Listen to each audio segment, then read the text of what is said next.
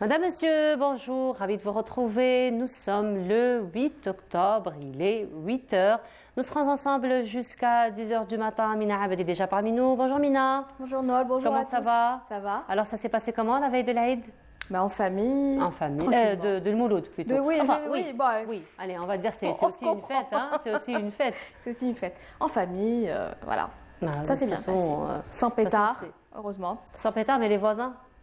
Ah oui, non, mais c'était Ouais. infernal. Pardon, mais non. Pourquoi? Jusqu'à des heures tardives même. Hein, Ah, jusqu'à mais des je heures crois que c'était tardives. jusqu'au matin même. Les pétards, les fusées, les... Non, il y a des gens qui travaillent.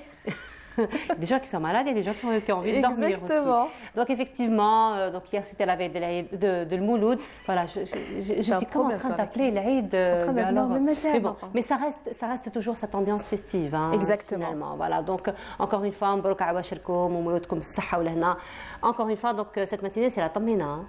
Tu es sortie très tôt le matin. Je suis donc sortie t'as très tôt, T'as donc pas eu j'ai pas l'occasion eu d'en droit- prendre. Non, j'ai pas eu Mais droit à Amel ma- nous a bien gâtés avec une très très bonne Elle a l'air bonne en plus. Pardon? Elle a l'air bonne en Elle plus. est excellente. Tu peux Bon, goûter, hein. Ah, peux réservation. Hein. Réservation. Alors, ce matin, nous allons donc ouvrir un registre santé ensemble le mois d'octobre. Comme tu le sais très bien, Mina, le mois d'octobre, c'est le mois rose, le mois qui est destiné exceptionnellement. De toute façon, c'est un travail qui se fait tout au long de l'année, mais c'est vraiment un mois qui est exclusivement dédié à la sensibilisation au dépistage précoce, donc au cancer du sein. Aujourd'hui, notre ami Widad Agabi sera parmi nous pour nous donner donc quelques conseils, d'autant plus qu'il y a de très très belles campagnes de sensibilisation. Aussi, il y a des réductions donc au niveau pratiquement de tous les centres d'imagerie. Exactement. Donc, ça nous permet aussi donc de participer à toutes ces campagnes de sensibilisation, avoir beaucoup plus d'informations par rapport au cancer du sein. Nous allons voyager un petit peu cette matinée. Avec plaisir. Ça te dit? Tu as une idée? Non, j'ai pas Tu as une d'idée, mais idée? ça Alors, me on dit. va pas aller très très très loin, on va quand même aller de l'autre côté de la Méditerranée, en Espagne particulièrement. Ah oui, c'est beau. Eh bien, en Espagne, puisque nous serons accompagnés de familles algériennes qui sont établies en Espagne. Nous aurons parmi nous le président donc, de l'association des zones catalanes qui sera parmi nous, qui nous parlera un petit peu de la diaspora algérienne en Espagne, comment la diaspora vit les différentes occasions, particulièrement l'occasion de Mouloud. Oui, voilà, je t'ai j'allais dire contaminé, l'aide je aussi, sais, je voilà, t'ai tu m'as contaminé. Donc particulièrement El Mouloud et tout ce qui se fait déjà pour le transfert culturel, pour l'ancrage culturel, particulièrement aux futures générations. Nous nous intéresserons également au FIBDA cette année, cette fois-ci. Le FIBDA, il fermera ses portes aujourd'hui, donc c'est le dernier jour aujourd'hui du festival donc, de la bande dessinée. Donc c'est vraiment l'occasion à tous les amateurs de la bande dessinée, les amoureux de la bande dessinée, les amateurs des cosplays aussi qui se rencontrent. C'est aussi une occasion pour l'éducation historique, l'éducation culturelle. Pourquoi je dis historique? Parce que tout simplement cette année, nous commémorons le 65e anniversaire de la disparition du petit Omar, donc en compagnie de Hasiba Ben Bouali, aussi Ali Lapointe, et justement une conférence a été donnée au niveau du FIBDA pour rendre hommage aux petits Omar. Nous avons eu quand même des petits Omar qui ont payé de leur vie pour notre indépendance. Exactement. Hein. Donc le petit Omar Ben Safi aussi, c'est aussi grâce à eux qu'on vit notre liberté aujourd'hui, n'est-ce pas? Nous nous intéresserons également cette fois-ci à la 17e édition du film Saharien, puisque un réalisateur sera parmi nous ce matin. Son film a été retenu pour l'ouverture de ce festival. Il s'agit donc du film qui est intitulé Wanibik. En fait, c'est un groupe d'étudiants sahraouis qui ont fait un projet de fin d'études. Donc, le réalisateur les a suivis un peu dans leur parcours. Donc, il les a suivis un petit peu dans pratiquement tous les camps de réfugiés pour voir un petit peu comment ils travaillent, comment ils militent pour leur cause. Nous parlerons également ce matin d'artisanat, de quelque chose qu'on adore d'ailleurs. Hein. C'est vraiment, ça fait partie de nos traditions et c'est ce qu'on fait toujours de façon vraiment très amatrice à la maison. Hein. Quelque chose de sucré. Quelque chose de sucré. Qu'on mange généralement avec du pain. La confiture. De la confiture. Eh bien oui, aujourd'hui, on va parler de confiture. Une artisane sera parmi nous. D'ailleurs, ces produits ont été médaillés plusieurs fois. Et ce qui est intéressant, c'est qu'il y a beaucoup de réflexions dans la confiture qu'elle fait, vous allez voir. Donc ce sont des confitures qu'on peut prendre, habituellement on les prend avec du beurre et du pain. Exactement. Mais là, ce sont des confitures qui sont destinées à faire carrément des toasts, donc on peut les prendre en version salée. En version salée. Même si elles sont sucrées. D'accord. Eh ben voilà. Peut-être la confiture d'oignon peut. Alors confiture directement à ça. De tomate. Oui, de la tomate, oui. Voilà. Et puis il y a même une confiture de pêche qu'on peut prendre en version salée. Ah oui. Oui. Là, je suis curieuse. Voilà. En tout cas, c'est quelque chose qui vaut la peine. Puis c'est très très très bon. D'autant plus pour les personnes qui n'aiment pas trop le sucré, parce que c'est vrai que c'est une artisane qui fait vraiment attention par rapport aux mesures de sucre. Voilà. Nous aurons une jeune artisane parmi nous qui n'a que 12 ans. Et qui fait de très très très jolis bijoux. Ah oui. Eh bien oui, elle n'a que 12 ans, elle fait de très jolis bijoux. Elle est dans l'association Al-Fan, donc elle est déjà musicienne. Elle commence à faire du chant andalou. Donc quand même, les enfants ne cessent de nous étonner. Petite artiste, hein. Voilà, ouais. Les enfants ne cessent de nous étonner. Voilà donc pour le menu de cette matinée. Avant de commencer, tu nous donnes quelques nouvelles du ciel, Mina? Oui, bien sûr. Avec plaisir, avec comme plaisir. d'habitude. Allez, ce sera juste après le jingle. Oui.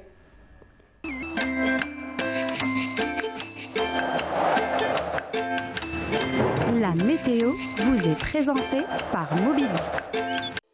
Mobilis, معاً نصنع المستقبل. Et de retour, et voilà donc Mina. Oui.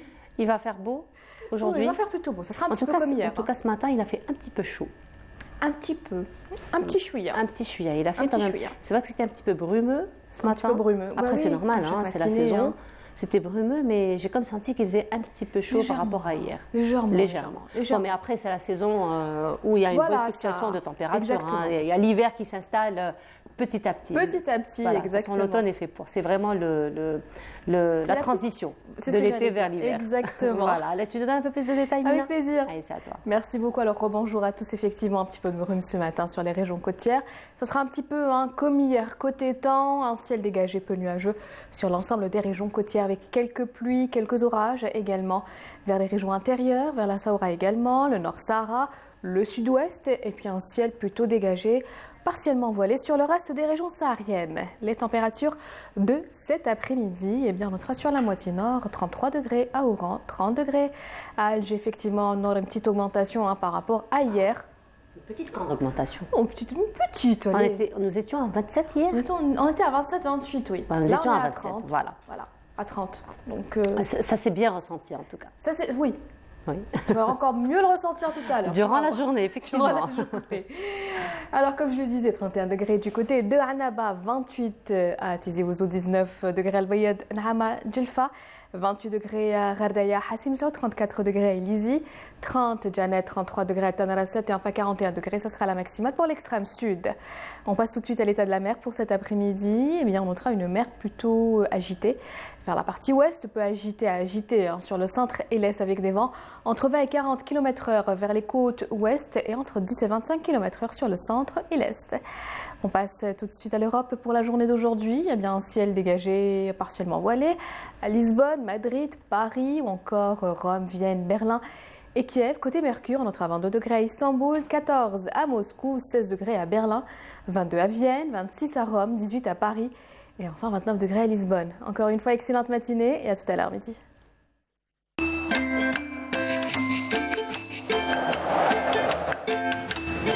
La météo vous est présentée par Mobilis.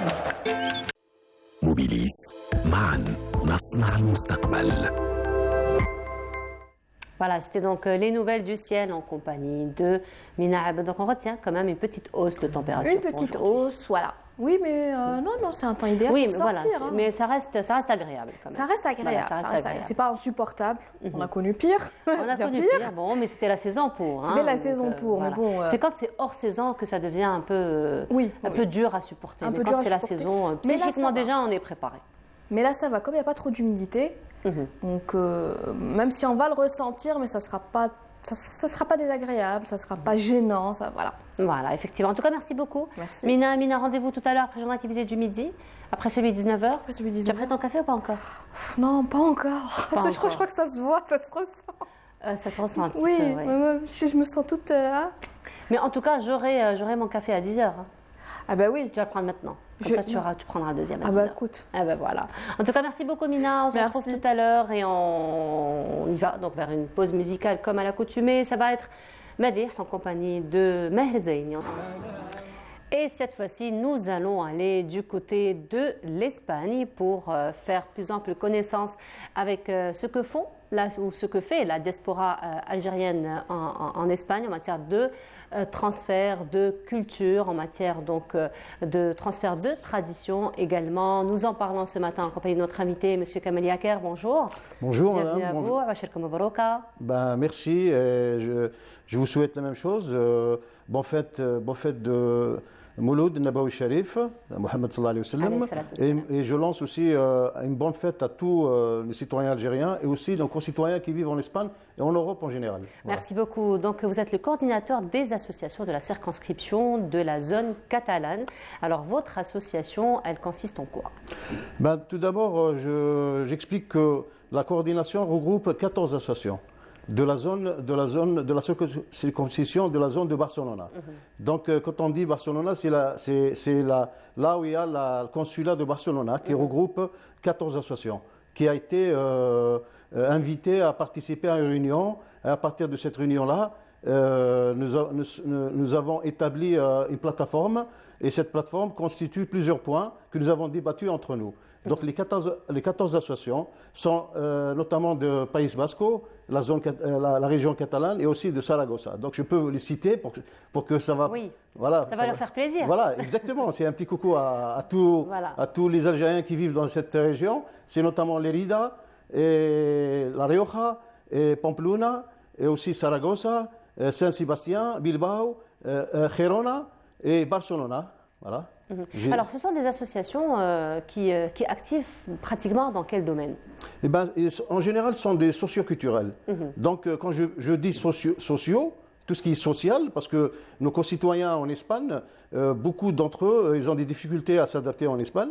Et aussi, nous participons et nous les accompagnons pour plusieurs aspects, notamment administratifs, que ce soit vis-à-vis de l'administration espagnole ou l'administration algérienne. Donc, vous êtes pratiquement le pont entre les deux rives. Voilà, le lien entre les citoyens et aussi l'administration en général. Donc, notre rapport constitue à expliquer un peu la loi, tout simplement, parce qu'il y a beaucoup de lois qui sortent et qui s'établissent chaque jour. Donc, les citoyens, généralement, ils sont complètement... complètement investis dans leur quotidien, ils s'occupent de ça. Et nous, les associations qui s'investissent dans ce domaine-là, nous essayons, notamment parce que les citoyens qui vivent, la plupart vivent pratiquement à une distance très loin de l'administration algérienne, qui est le consulat algérien, qui se trouve au niveau de Barcelone. Imaginez-vous que quelqu'un qui vit à Vitoria, par exemple, qui est loin de 400 à 450 km, pour venir jusqu'à Barcelone, pour établir un papier et se faire refouler parce qu'il n'a pas su interpréter la réglementation. Donc le rôle des associations, c'est justement d'expliquer aux citoyens qui se trouvent sur place avant qu'ils fassent le déplacement. Donc un réel accompagnement que vous faites auprès des citoyens. Exactement. Donc ça, c'est l'aspect social. Et aussi, il y a beaucoup de points que nous développons avec... Là, je vous ai cité juste un exemple. Hein, et aussi, je pourrais m'étaler sur les aides vis-à-vis de l'administration espagnole. Il y a beaucoup d'Algériens qui souffrent, notamment, et que nous essayons de les aider, de les accompagner pour obtenir leurs papiers. Et notamment, nous avons évoqué un point qui est très important, qui est le passeport algérien, qui est le passeport, on appelle ça le passeport d'urgence. Et nous, en tant que mouvement associatif, on dit, chaque fois on demande que chaque Algérien il a le droit à un passeport. C'est-à-dire, nous voulons contribuer à éliminer toutes les contraintes pour qu'un Algérien puisse obtenir un passeport comme tous les citoyens du monde. Bon, c'est un point que à travers votre émission, j'évoque pour que nos autorités nous écoutent. Voilà. Mais quand même, il y a cet aspect de passeport et aussi d'autres points que nous avons évoqués, et notamment la culture. Là, on va parler de la journée d'aujourd'hui. Voilà, alors justement, là, c'était un petit peu l'aspect social. On a vu quand même l'accompagnement qui se fait, même auprès des étudiants, même auprès des personnes qui n'ont pas encore leur papier. Donc, on a vu un petit peu l'accompagnement et l'élan de solidarité qu'éprouvent toutes ces associations dont vous êtes le coordinateur. Mais il y a aussi le deuxième aspect, qui est l'aspect culturel, qui est très, très important aussi, parce que c'est vrai que lorsque nous sommes dans un pays qui reçoit, c'est vrai qu'il y a un petit peu des pays cosmopolites avec des cultures très différentes, et là vient aussi votre rôle pour inculquer encore une fois notre culture et notre identité, dont le Mouloud. Exactement. Donc le Mouloud est le Mouloud Nabawi Sharif. Donc je profite de l'occasion de souhaiter une bonne fête à tous nos concitoyens qui se trouvent en Europe ou dans le monde, loin de l'Algérie, et qui fêtent ça en famille. Et aussi, spécialement, je lance aussi mes félicitations et aussi bonne fête à tous les citoyens, enfin nos concitoyens qui vivent en Espagne. Et les fêtes religieuses ou nationales, en tant que mouvement associatif, justement, c'est un rôle très fondamental dans notre action. Donc, nous essayons, comme on peut, pour essayer d'abord, en tant que parents, d'inculquer et de transmettre nos savoirs culturels à nos enfants. Ça se passe déjà à la maison. Bien sûr, ça se passe déjà à la maison. Donc, imaginez-vous une famille algérienne et sachez que quand on parle de l'Algérie, la diaspora algérienne, ça va de Marnia jusqu'au Annaba. Donc, toutes les régions sont représentées dans nos associations. Donc, je vous cite un exemple. Quand on parle de fêtes religieuses, il y a la dernière fois, en Ramadan, nous avons établi une table de Ramadan à tous les citoyens.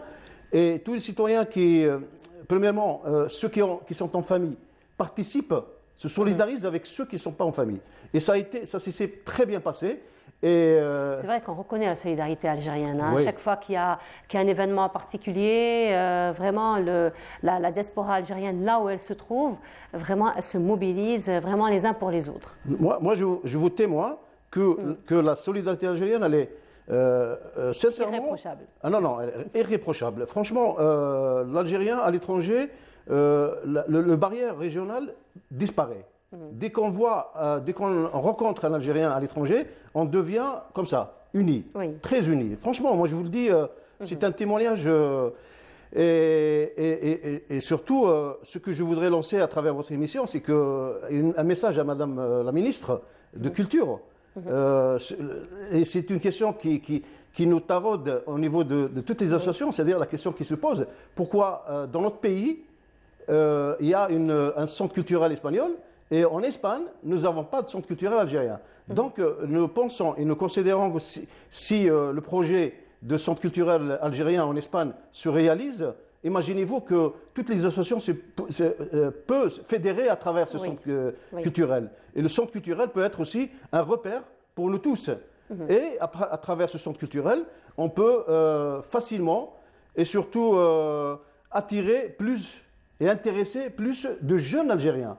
Parce que nous, notre génération, on est complètement imprégné par la culture algérienne. Ce qui nous inquiète, c'est beaucoup plus les générations futures qui sont nées... Mais en tout cas, M. Yaker, avec les générations futures, on l'a vu, les générations futures, même s'ils ne connaissent pas l'Algérie, même s'ils n'ont jamais visité l'Algérie, ils ont un attachement très particulier avec l'Algérie. On l'a vu, on le voit à travers les réseaux sociaux, on le voit à travers les articles qu'il publie, on le voit aussi à travers les actions de solidarité que vous faites même à l'étranger.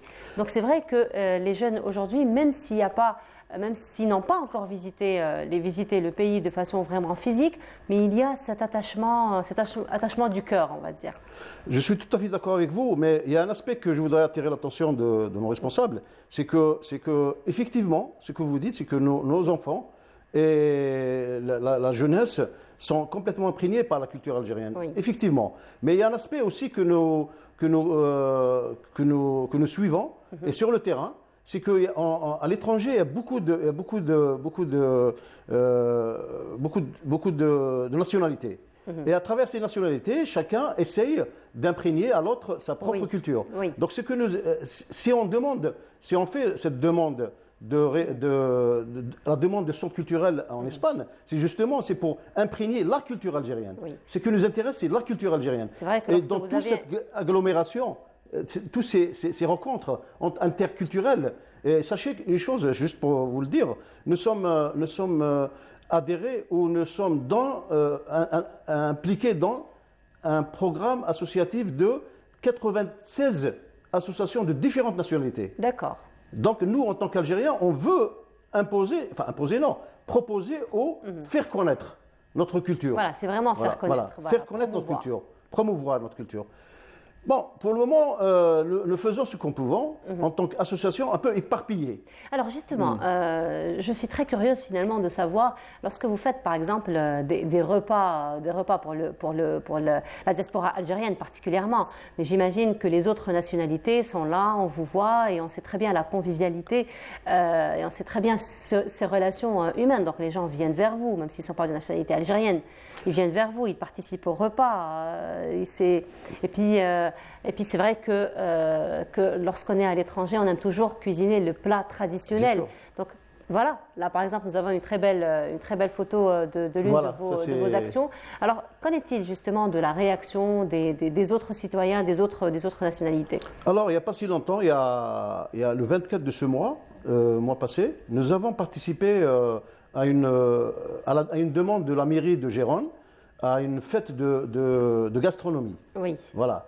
Donc il y avait plusieurs pays, notamment les pays d'Amérique du Sud, les pays africains. Donc l'Algérie, c'est pour la première fois qu'elle a participé. Donc on a invité toutes nos familles à préparer un plat algérien. Donc nous avons participé avec tout ce monde-là. Et je vous assure que notre stand était le plus visité. Et il y avait des gâteaux. Oui, j'imagine, parce que, comme vous l'avez si bien dit, toutes les régions de l'Algérie sont représentées. Oui. Et les régions d'Algérie, il y a une grande diversité. Une richesse, donc automatiquement...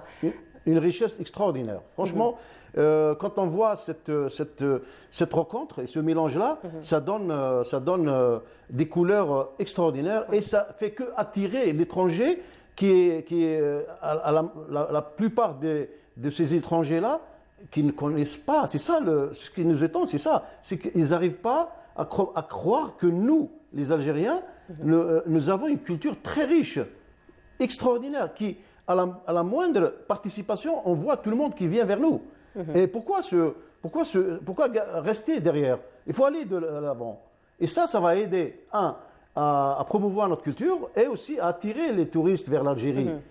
Et nous n'arrêtons pas à expliquer que notre pays est très beau.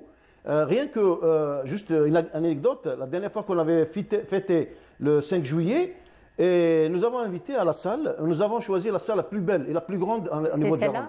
C'est celle-là? Si on peut voir la photo, c'est celle-là? Là, ce que vous voyez, là, c'est nos enfants qui sont nés là-bas, et c'est la première fois qu'ils chantent Nachid al-Watani. D'accord. Voilà, ici sur scène. Donc, et là, dans cet événement-là, nous avons invité des amis espagnols. Et nous avons projeté des images sur l'Algérie. Et ils étaient étonnés. À la fin, quand on avait terminé, ils sont venus nous voir pour nous dire « votre pays est très beau ». Je lui ai dit « Qu'est-ce que vous croyez là? Vous imaginez quoi là ?» Oui. Donc, on était fiers. On était fiers de montrer que notre pays est le plus beau. Voilà. Effectivement. Voilà. Effectivement. Alors, toujours dans cette solidarité, dans cet élan de solidarité particulièrement culturelle, donc la promotion de la culture, donc vous marquez chaque événement, qu'il soit national, qu'il soit religieux? C'est des aspects qui font partie de notre programme, tout d'abord. Et donc automatiquement, on travaille sur deux aspects. Bon, on vit dans un pays d'accueil. Le pays d'accueil, tout ce que je peux dire, c'est que nous sommes très bien accueillis là-bas. Oui. En tant qu'Algériens, moi je le dis, et je le répète, nous sommes très bien accueillis. Et à chaque fois il faut le dire, Monsieur Yaker, entre j'ai envie de dire, l'esprit algérien et l'esprit espagnol, il y a beaucoup de similitudes. Écoutez, il y a des moments où je pose des questions. Quand je visite les villages, je vous assure, moi je reste bouche bée. Je dis, ça c'est un peu chez nous. Ça, sûrement vous l'avez volé ou quelqu'un est venu, etc. Et souvent, on rentre dans des débats avec les Espagnols. C'est vrai que l'histoire, parfois, elle est commune. Hein. C'est la Méditerranée. Voilà, c'est la Méditerranée. Voilà. L'histoire est commune, donc automatiquement, il y a transfert quelque part donc, de tradition ou de patrimoine. Voilà. Donc le fait de sortir, le fait de se mettre à l'avant, eh ben, ça permet aux autres de nous connaître et surtout de sortir de cette stéréotype algérien qui relaie des aspects négatifs. Non, moi, chaque fois que nous sommes, en tant que mouvement associatif, nous avons la responsabilité de dire au monde extérieur que nous sommes un pays civilisé, un pays qui possède une culture ancestrale, premièrement, et aussi nous sommes des citoyens du monde. Nous sommes ouverts vers le monde. C'est vrai. Voilà. Donc l'Algérien véhicule un message d'amour et surtout de civilisation. Donc nous sommes un pays qui s'ouvre vers le monde, qui accueille tout le monde. En fait, nous ne sommes pas fermés sur nous-mêmes. Et on le montre à chaque fois qu'on participe dans des événements, que ce soit différentes, donc expositions de peinture, la gastronomie, et aussi la dernière fois il y avait une fête folklorique, nous avons aussi participé, nous avons des artistes algériens et qui ne sont pas connus ici, mais qui sont très connus en Espagne, des acteurs de cinéma, des danseurs et aussi des peintres, et qui participent souvent avec nous à des expositions. Et on les a fait connaître aussi au niveau du consulat pour qu'ils puissent aussi pouvoir venir se démontrer ici en Algérie. Voilà. Et justement, M. Yaker, vous nous avez ramené une vidéo qui revient un peu sur vos actions sur terrain. Je vous propose donc de voir cette vidéo et on se retrouve juste après.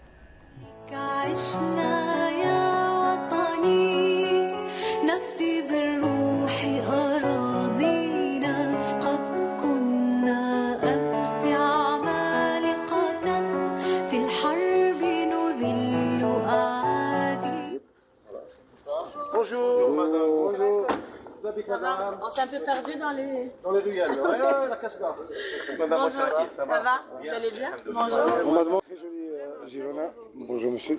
Bonjour. Bienvenue. Merci. Ils nous ont fait l'honneur de venir assister à l'événement que nous avons effectué à Gérone. Voilà. Le lieu il est splendide parce qu'avant c'était une mosquée dans les années loin. Ensuite c'est devenu une église. Et maintenant on a converti en centre culturel. D'accord. Voilà, là c'est l'hymne national. Et là, donc c'est l'hymne national. Là, vous êtes en train de célébrer la journée du 5 juillet. Voilà. Et c'est nos enfants qui n'ont jamais les pieds en Algérie et qui parlent difficilement l'arabe. Oui. Et ils ont chanté l'hymne national. Ils parlent difficilement l'arabe, mais ils ont quand même le sentiment nationaliste. Oui, ça c'est clair, Voilà. Voilà, c'était de très très belles images donc, sur la célébration donc, de l'indépendance, le 5 juillet, c'était cette année. Voilà, c'était le 60e anniversaire de l'indépendance algérienne. Nous avons tenu à participer et à démontrer aux Algériens, d'ailleurs vous avez vu l'exposition des photos des chouhadas, donc nous avons le devoir d'enseigner à nos enfants nos martyrs et ceux qui ont travaillé, qui ont souffert pour que l'Algérie reste debout. Voilà, c'est un peu témoigner l'histoire de l'Algérie. Voilà, raconter qu'on peut être le pont d'une génération qui est la nôtre, et comme ont fait nos parents. Voilà. Donc, voilà, effectivement. Et puis vous avez une double responsabilité, on va dire, qui est peut-être un peu plus dure parce que vous êtes à l'étranger. Ouais. Donc ici, c'est vrai que lorsque nous sommes dans le pays natal, donc c'est vrai que nous partageons tous la même culture, tous le même quotidien, j'ai envie de dire. Mais c'est vrai que lorsque nous sommes à l'étranger, la responsabilité devient double. Un sentiment que beaucoup de ceux qui vivent à l'étranger le partagent. C'est-à-dire nous avons ce qu'on appelle un double sentiment d'appartenance à l'Algérie. Oui. Un double sentiment. Quand vous vivez en Algérie, à la limite, vous êtes noyé dans la masse. Oui. Mais quand vous êtes de l'extérieur, vous avez le cœur avec l'Algérie. Quand l'Algérie souffre, nous souffrons. Quand l'Algérie est heureuse, nous sommes heureux. Donc on est les premiers à sortir dans la rue pour l'exprimer, avec les drapeaux, entre nous, etc. Donc voilà, vous voyez un peu l'amour que nous portons pour l'Algérie. Oui, voilà. Effectivement. En tout cas, bravo pour tout ce que vous faites. On vous souhaite beaucoup, beaucoup de belles choses. Donc par rapport à votre association, vous êtes le bienvenu.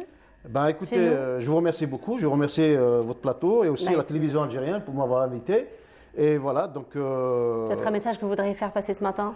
Écoutez, comme je le dis, je le réitère, encore une fois, le seul message que je veux envoyer, c'est que de réaliser le centre culturel en Espagne. Voilà. Et ça peut être que bénéfique pour encadrer tous les mouvements associatifs. Voilà, c'est tout ce que je voulais passer. Et aussi, peut-être... voilà, bonne fête à tout le monde. Voilà, Inch'Allah, al-farha ou l'isdihar ou le-saha, l'il-jami', Inch'Allah. Un petit coucou à mes parents qui me regardent maintenant. Voilà. Je vous adore et je vous aime. Voilà. En tout cas, merci beaucoup à vous, Monsieur Kamal Yaka, d'avoir été parmi nous ce matin. Voilà. Je rappelle, vous êtes le coordinateur des associations de la circonscription de la zone catalane. Merci. C'est moi. Encore une fois. Voilà. Et cette fois-ci, nous allons aller du côté du sud du pays en compagnie de Sofia Chouban, elle qui revient à la célébration du Mawlid Nabawi Sharif dans le sud. Une célébration, une tradition qui a été classée patrimoine mondial, patrimoine de l'humanité par l'UNESCO en 2015. Je vous laisse voir cette célébration et on se retrouve juste après.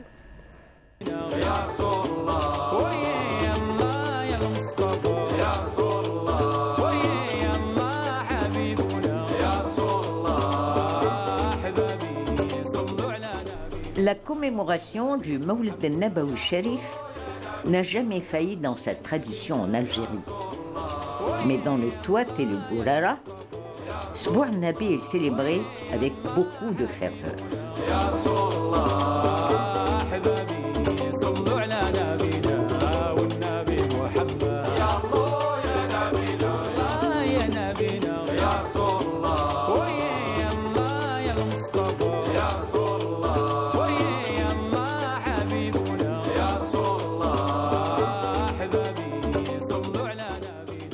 Les festivités dans ces régions du Sud durent 7 jours et sont marquées par des chants religieux, le dhikr, la prière et les psalmodies louant les vertus du prophète, que le salut soit sur lui. Car la naissance de l'élu de Dieu, à cette occasion, mobilise toutes les populations à travers des processions mystiques effectuées dans les zaouïas, fort nombreuses dans cette partie du sud algérien.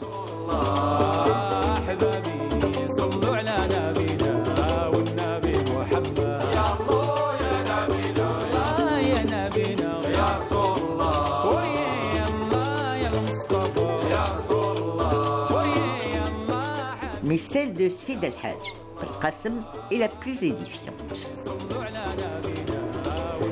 Et Sid el-Hajj al-Qassem y joue un rôle important puisque les cérémonies du Mawlid Nabawi sont clôturées, si vous voulez, dans ces zaouïas, à peu près à 5-6 km de Timimoun.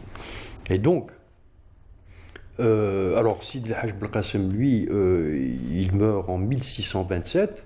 Donc vous voyez, là on est déjà dans le premier tiers du XVIIe siècle. Il a fait ses études dans la région du Tadla. Le Sboua, marquant la naissance du prophète, que le salut soit sur lui, porte en lui le plus beau message d'amour, de paix, de pardon et de fraternité pour l'ensemble de la société. C'est un message légué par les saints musulmans et les élus de Dieu. L'origine, si vous voulez, de la célébration de cette fête, si vous voulez, dans le Gourara, d'après la tradition orale toujours, on dit que Sid el-Hajj al-Qassem aurait vu en songe le prophète. Il rêvait, dans son rêve, il voit le prophète qui lui demande, qui lui dit Al-Qassem, il faut que tu organises la célébration, tu dois faire une fête, tu dois organiser la célébration de l'anniversaire de ma naissance. Donc il s'adresse directement à Sid el-Hajj al-Qassem. Et bon, on passe sur les détails. Donc si vous voulez, c'est un ordre qui vient directement du prophète en direction du Sid el-Hajj al-Qassem. Quant à ces festivités, elles drainent des foules considérables qui vont déferler de jour comme de nuit, de Ksur en Ksur, vers les mausolées où reposent les érudits de ces contrées.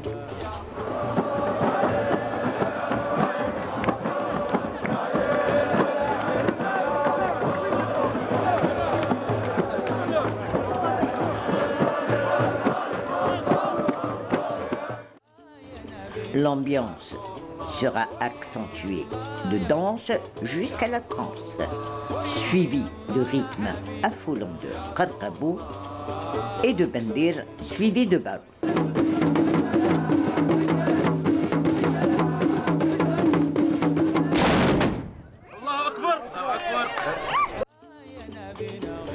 Ayant pris une dimension universelle dans cette partie terrestre du continent, Sboua Nabi du Gourara et du Touat en 2015 a été classé comme patrimoine international par l'UNESCO.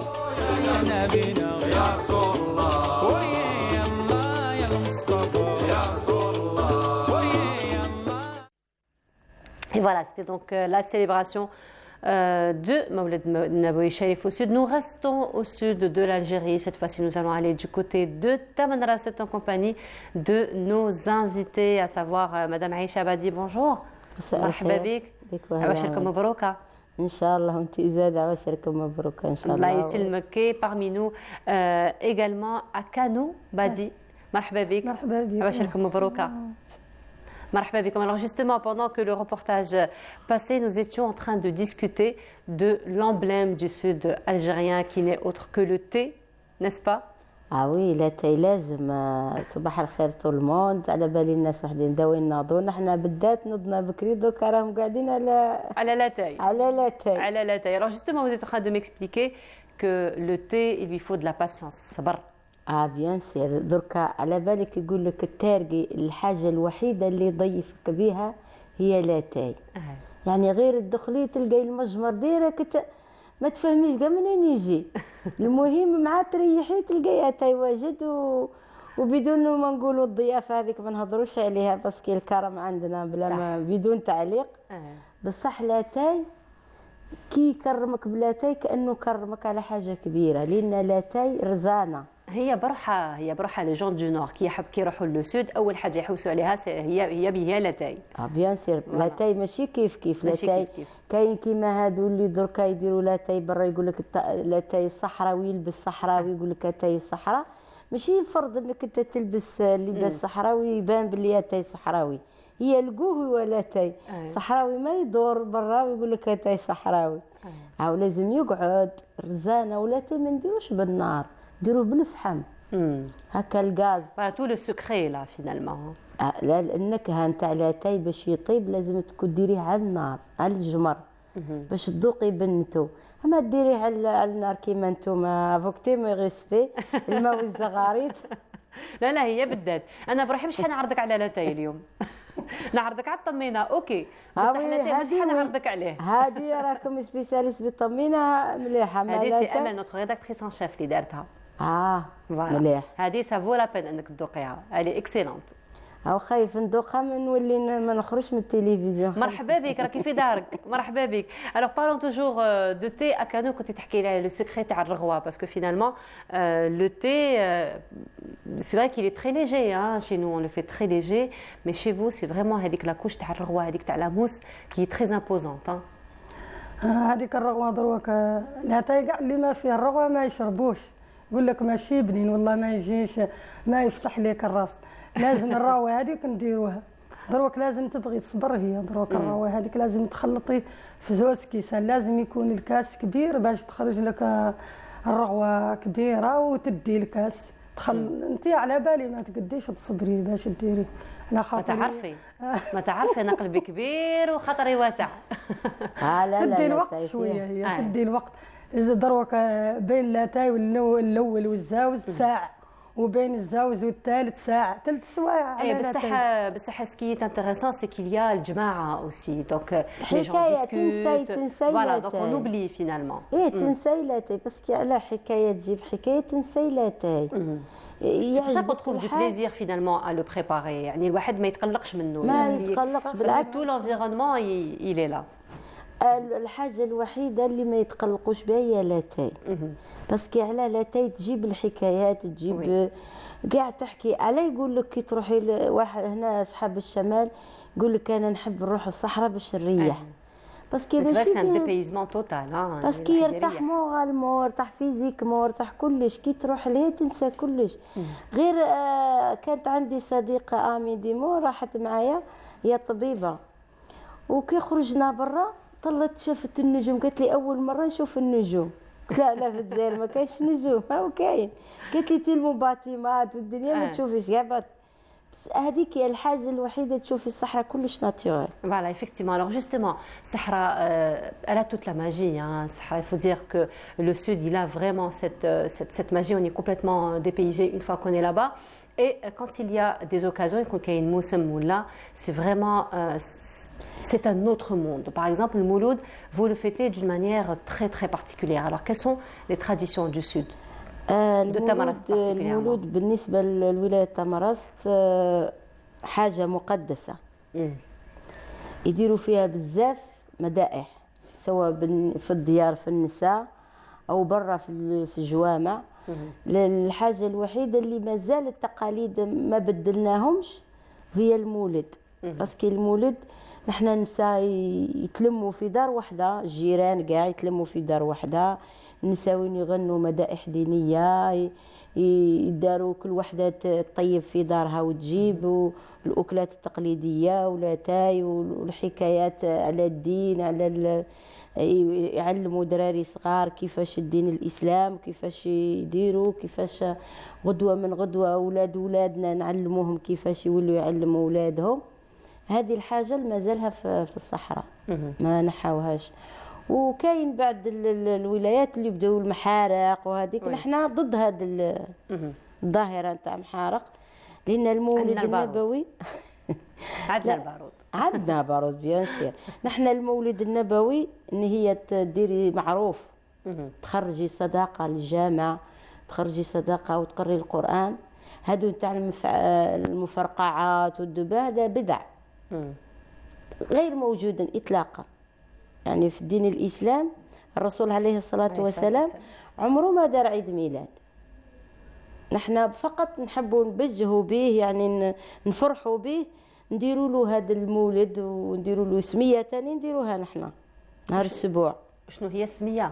هي يسموها سميه مولد، يعني مولد كي يزيد ديروا له السبوع. السبوع ديروا له السبوع ثاني نتاعو نفس الشيء، نذبحوا ونوزعوا على الناس ونديروا مدائح دينيه حتى لليل. نفس الشيء كما نديروا في المولد نديروا في السبوع نفس الشيء.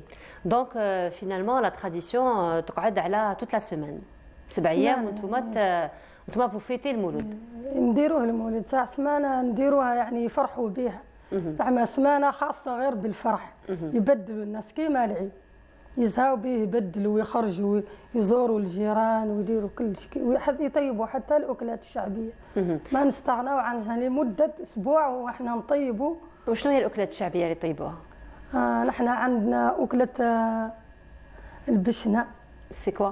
البشنة يعني البشنة أكلة شعبية معروفة. القمح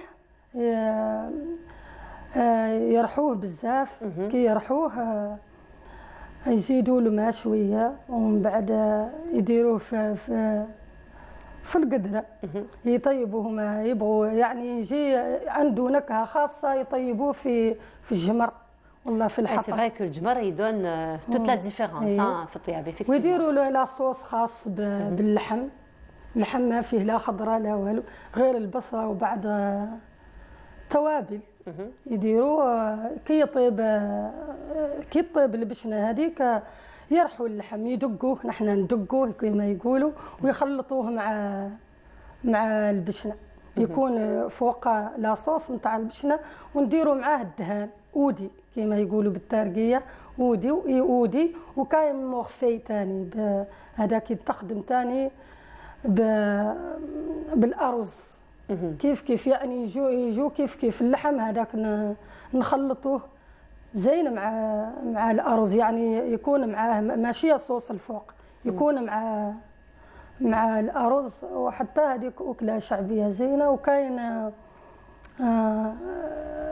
حلويات، نحن الحلويات ما نخدموهمش، كاينين حلويات خاص يخدموهم بالتمر وثاني بالقمح، والكليله يديروا فيها الكليله تيكمرين بالترقيه يخدموهم يحطوهم وعصير خاص لاغجيره يخدموها تاني بالتمر والكليله مشروب يعني بارد صحي تاني بالتمر. Alors justement, ça, ce sont les traditions culinaires. شهاتني ولا فقتي لي فقتي لي Mon prochain voyage ce sera Tamarasset. Inch'Allah. Comme ça, je vais goûter à tous ces plats. C'est vrai que Tamarasset reste parmi les rares villes que je n'ai pas encore visitées en Algérie. J'en ai visité plusieurs. Vraiment beaucoup de villes et Tamarasset mais ce sera le prochain voyage. المرة الجاية كي تعودي جاية هادو اللي قالتهم لك الأخت أنا مسجلتهم هما الأولين نديرهم لك في الخيمة سجلوا في الخيمة تاني الله في الخيمة باش تجي النكهة نتاعهم باللي صحراء كيف الصحراء. Effectivement, c'est vrai que lorsqu'on va au sud, on ne cherche pas forcément à aller dans un hôtel ou aller dans une maison, mais vraiment vivre à l'extérieur, passer la nuit, donc bivouaquer, passer la nuit à la Belle Étoile. Voilà, donc effectivement. Alors justement, pour revenir encore une fois à la tradition, nous avons beaucoup parlé de thé. Le thé que vous accompagnez généralement de cacahuètes, le cacao. Et le cacao aussi, vous avez une façon très particulière de le préparer. كاوكاو هذا تقليدي برك دركا بعد بصح نحنا كتوارق ما نديروش كاوكاو نديرو مشوي. وي بون لا vous faites exprès.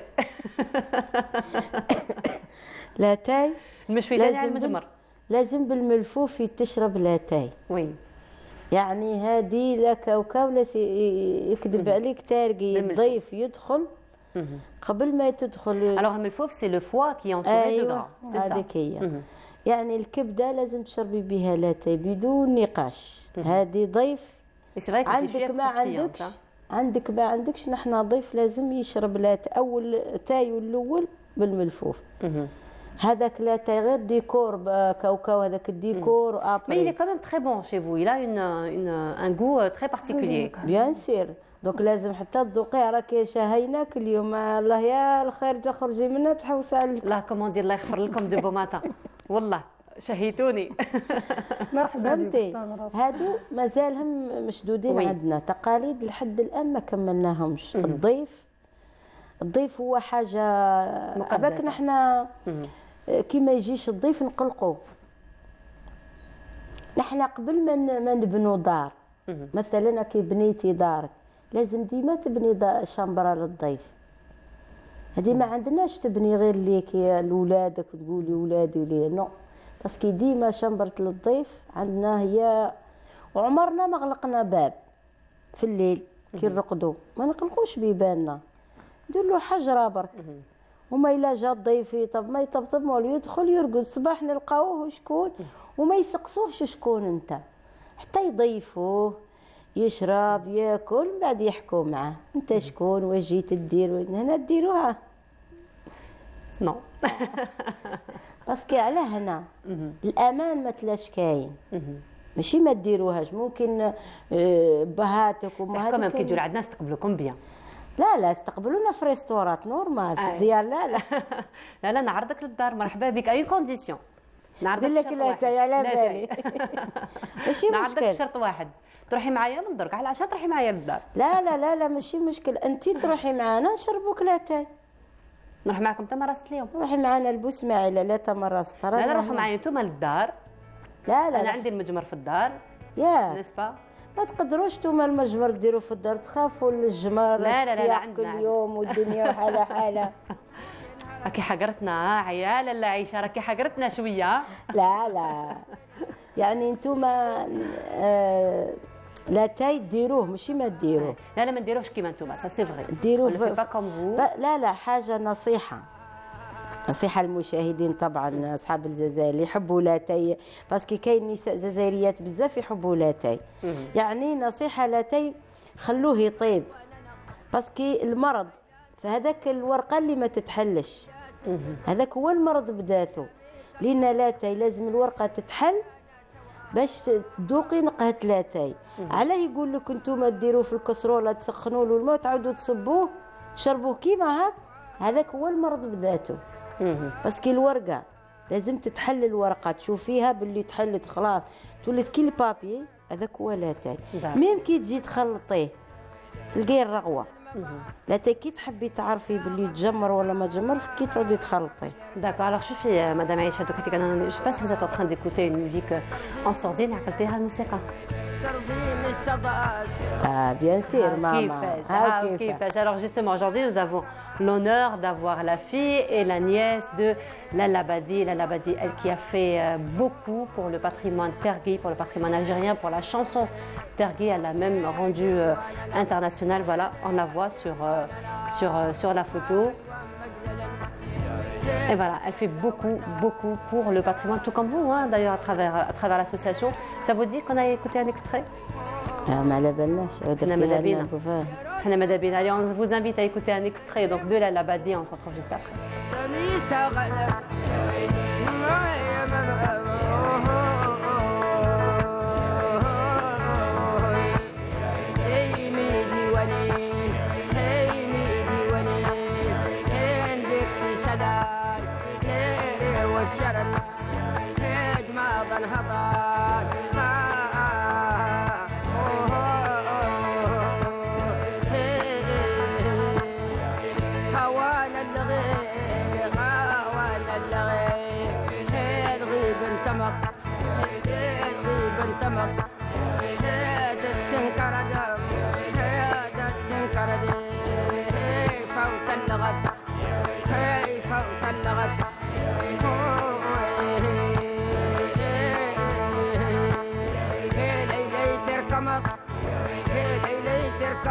Voilà, donc de retour, c'était un extrait de Lalla Badi, elle, donc, qui est de renom international, une chanteuse donc, de la chanson tergui, aussi musicienne de Nimzad. Alors justement, Madame Aïcha et Akanou, vous faites beaucoup pour la transmission de nos traditions, pour la transmission du savoir à travers votre association Istaki Isekta. Isekta. جمعية إسكتا وجمعية تيهوساي. جمعية تيهوساي معناتها بالعربية الجمال. الجمال داكور. الجمال. إسكتا معناتها لي رابيل.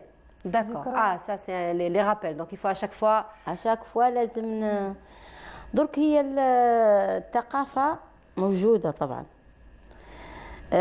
في الجنوب من كورونا لهنا ما عادوش يديروا كيما نقولوا كيما بكري يخرجوا المناسبات في تمراست او في اضرار او في منطقه صحراء ديما ما يخصوش وقت باش يوروا الناس الثقافه باسكو كي كانت معالي الوزيره خالده تومي كان دارت برنامج نتاع تبادل ثقافي دارت حاجه مليحه تبادل ثقافي باللي الجنوب يجي للشمال والشمال يروح للجنوب عدة دارت سنة كاملة هي هكا تعرفوا الناس على الشمال دوك أنا نمشي كجزائرية يعرف موريتانيا ولا الصحراء الغربية ما عندوش تمراست ما عندوش أدرى نمشي هكا في الشارع يقولوا الصحراء الغربية ما يقولوش تمراست بس كي عندهم ما كانش موش يوروها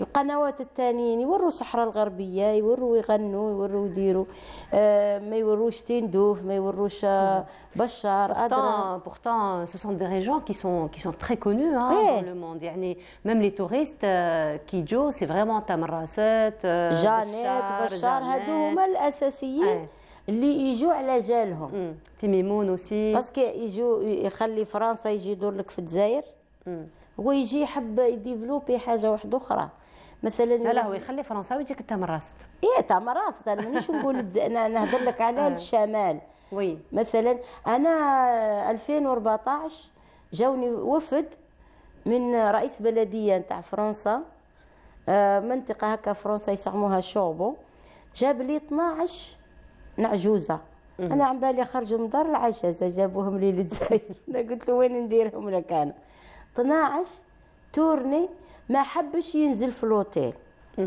وقال لي ننزل عندك في الدار ايماجيني 12 العجوزه والمير والحرس والدنيا خمي فيها انت خممت فيها رحت الامن قلت لهم قال له نورمال جاوك ضياف تكفلي بيهم بصح برك قولي لنا وين يروحوا Voilà, pour la sécurité, effectivement.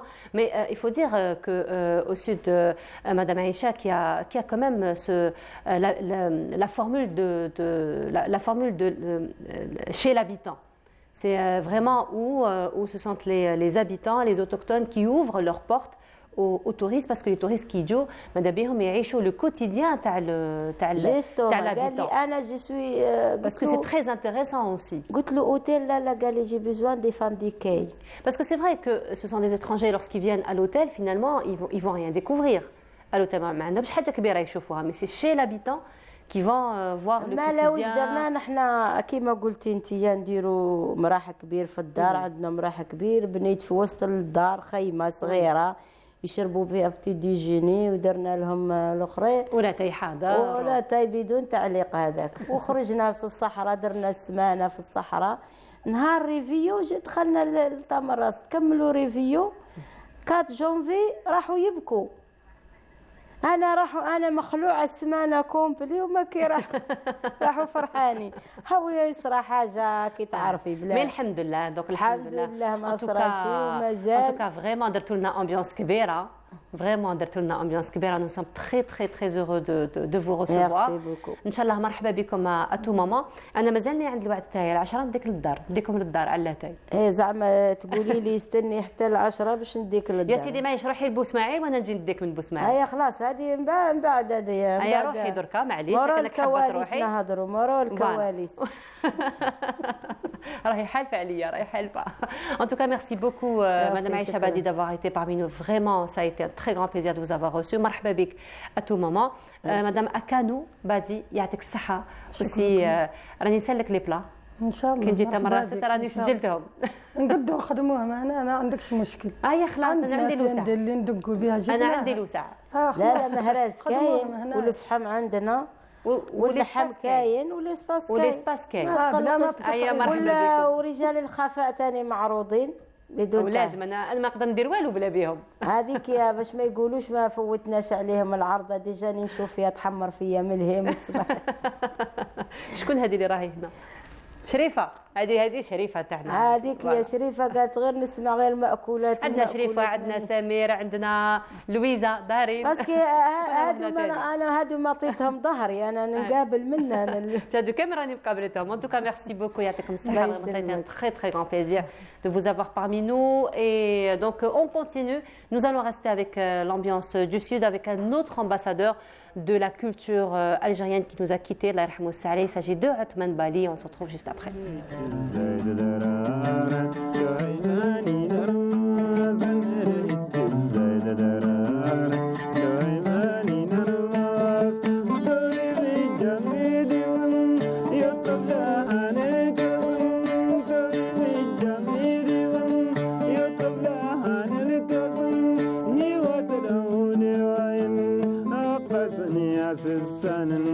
هوا جنر الزال لو هاني نرماس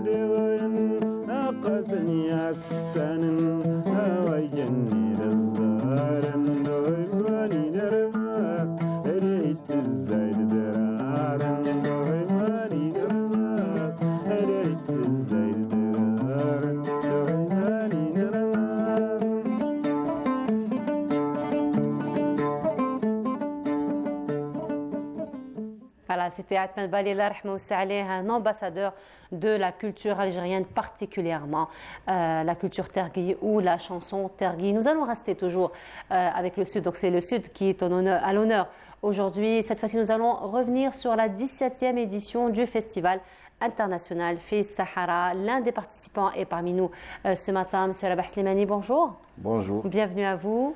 Merci pour l'invitation. Alors vous êtes réalisateur, vous avez investi, on va dire, dans un documentaire. Exactement. N'est-ce pas, un documentaire qui a été retenu d'ailleurs pour l'ouverture de ce festival. Exactement. En fait, le documentaire s'intitule Wanibik, le peuple qui vit devant sa terre, et il traite la cause du Sahara occidental. Et donc, c'est un film documentaire de création. Ça raconte l'histoire d'un groupe d'étudiants sahraouis dans l'école de cinéma des camps des réfugiés qui préparent leur film de fin d'études. Voilà, donc c'est un projet de fin d'études. Exactement. Et ils ont décidé de choisir comme sujet pour leur film le mur de la honte. Et c'est un mur qui coupe et qui divise le Sahara occidental en deux parties. Et donc, nous les avons suivis pendant leur parcours. Et à travers cette aventure cinématographique, nous découvrons le peuple sahraoui, la culture, leur résistance, leur lutte. Et c'est un documentaire d'immersion. Voilà, c'est justement ce qui est intéressant, c'est le fait que vous êtes vraiment dans l'immersion, parce qu'il n'y a pas que les étudiants, mais les étudiants finalement ne sont que ce fil conducteur qui va nous emmener vers toute cette culture, vers tout le quotidien finalement des Sahraouis dans les camps de réfugiés. Alors, c'est quand même un travail de grande investigation, j'ai envie de dire. C'est un travail qu'on a entamé le mois de septembre 2016. Donc, vous travaillez depuis 2016 sur le projet? Depuis 2016, c'est-à-dire depuis 5-6 ans. Et voilà, on a fini par avoir le film en coproduction avec la télévision algérienne et avec le CADC, Centre algérien du développement du cinéma, avec le soutien du ministère de la Culture et le FDATIC. J'imagine que la Covid ne vous a pas beaucoup rendu service. Oui et non. Oui et non, d'accord. De quelle manière? Ça nous a permis de repenser le film, tout ce temps d'arrêt, donc ça nous a permis de réécrire, d'avoir plus de temps pour connaître aussi nos protagonistes et nos personnages et d'approfondir aussi notre connaissance sur le sujet. Alors justement, tout ce parcours que vous avez fait au niveau des camps des réfugiés, donc vous l'avez si bien dit, donc c'est une véritable immersion. Qu'est-ce qui vous a le plus marqué finalement dans votre parcours? Qu'est-ce qui m'a marqué dans mon parcours? Beaucoup de choses. Quand on entame un projet pareil, et quand on prend aussi... En fait, c'est un projet qui a plusieurs aspects. Hein. Donc déjà défendre une cause, il y a l'aspect humain, il y a le culturel, il y a vraiment il recouvre plusieurs aspects. Avec ces étudiants, j'ai réappris le cinéma. Le cinéma engagé, le cinéma qui défend une cause, le cinéma qui a du sens. Et je le dis assez souvent, je n'ai pas fait un film sur les Sahraouis, mais un film avec les Sahraouis. Voilà, parce qu'ils ont été vos guides, finalement. Exactement. Voilà, donc finalement, qu'est-ce qui vous a marqué? Beaucoup de choses. Beaucoup de choses, énormément. Je ne pourrais pas énumérer, mais en fait, c'est le côté humain, beaucoup plus. C'est le côté humain, c'est ces Sahraouis qui sont là depuis plus de 45 ans, qui sont réfugiés, qui sont en attente, qui s'attachent à leur cause et à leurs droits. Et vivre dans des conditions difficiles, surtout dans les territoires occupés. Et donc, ça m'a permis de voir aussi à quel point l'homme peut s'attacher à sa terre et à quel point il peut s'investir et il peut se sacrifier pour la défendre. Ça, c'est un réel sacrifice, hein, parce qu'ils vivent finalement du jour le jour un déracinement et une déchirure finalement par rapport à leur situation. Alors Rabah Slimani, vous nous avez ramené la bande-annonce donc de votre film. On ira la voir ensemble au moins pour avoir un avant-goût, on va dire. Allez, on va donc découvrir la bande-annonce du film Wanibik ou Wanibi? Wanibik, le peuple qui vit devant sa terre. Voilà, allez, on va regarder, on se retrouve juste après.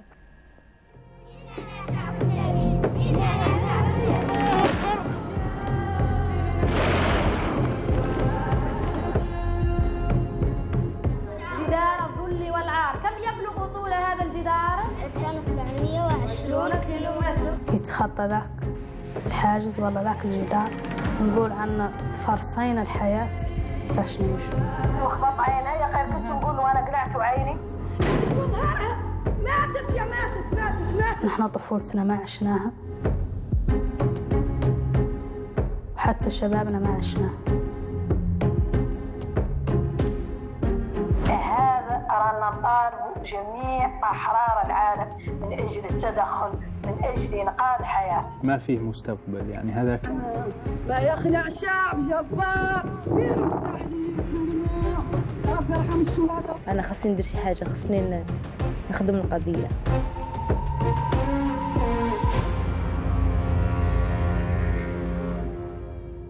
Wanibik, donc on retient la dernière phrase, besoin de servir la cause, c'est profond.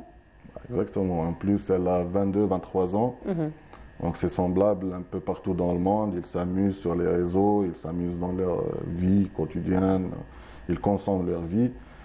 Lelo, elle se bat. Et elle a besoin, elle ressent le besoin de servir la cause et de servir son peuple. En fait, ça nous renvoie un petit peu à la révolution algérienne aussi. C'est vrai qu'aujourd'hui, nous n'avons pas connu la guerre, alhamdoulilah, mais c'est grâce justement à tous ces chouhada, à tous les moudjahidines qui ont sacrifié leur vie, qui ont ressenti aussi le besoin finalement de servir la cause. Aussi jeunes aussi. Aussi jeunes. C'était tous justement, dans un petit moment, nous allons parler de l'un des plus jeunes, le petit Omar, qui a aussi sacrifié sa vie. Donc là, on revoit le scénario finalement, l'histoire qui se répète. C'est l'histoire d'une lutte et en fait toutes les causes et toutes les causes justes se ressemblent. Oui. C'est le même processus. Wanibik, pourquoi Wanibik? Pourquoi le film Wanibik? Pourquoi l'intitulé Wanibik? L'intitulé Wanibik. Wanibik, en fait, c'est pas un mot, en fait, c'est une formule. Voilà. C'est Wanibik. Et c'est la formule de courtoisie, de politesse, c'est une formule de... quand on aime une personne, quand on respecte une personne, quand on veut montrer sa gratitude pour une personne, on lui dit Wanibik, et c'est le mot que j'ai entendu le plus chez les Sahraouis. D'accord. Du coup, le titre du film s'est imposé, en fait. C'est pas moi qui ai décidé, c'est...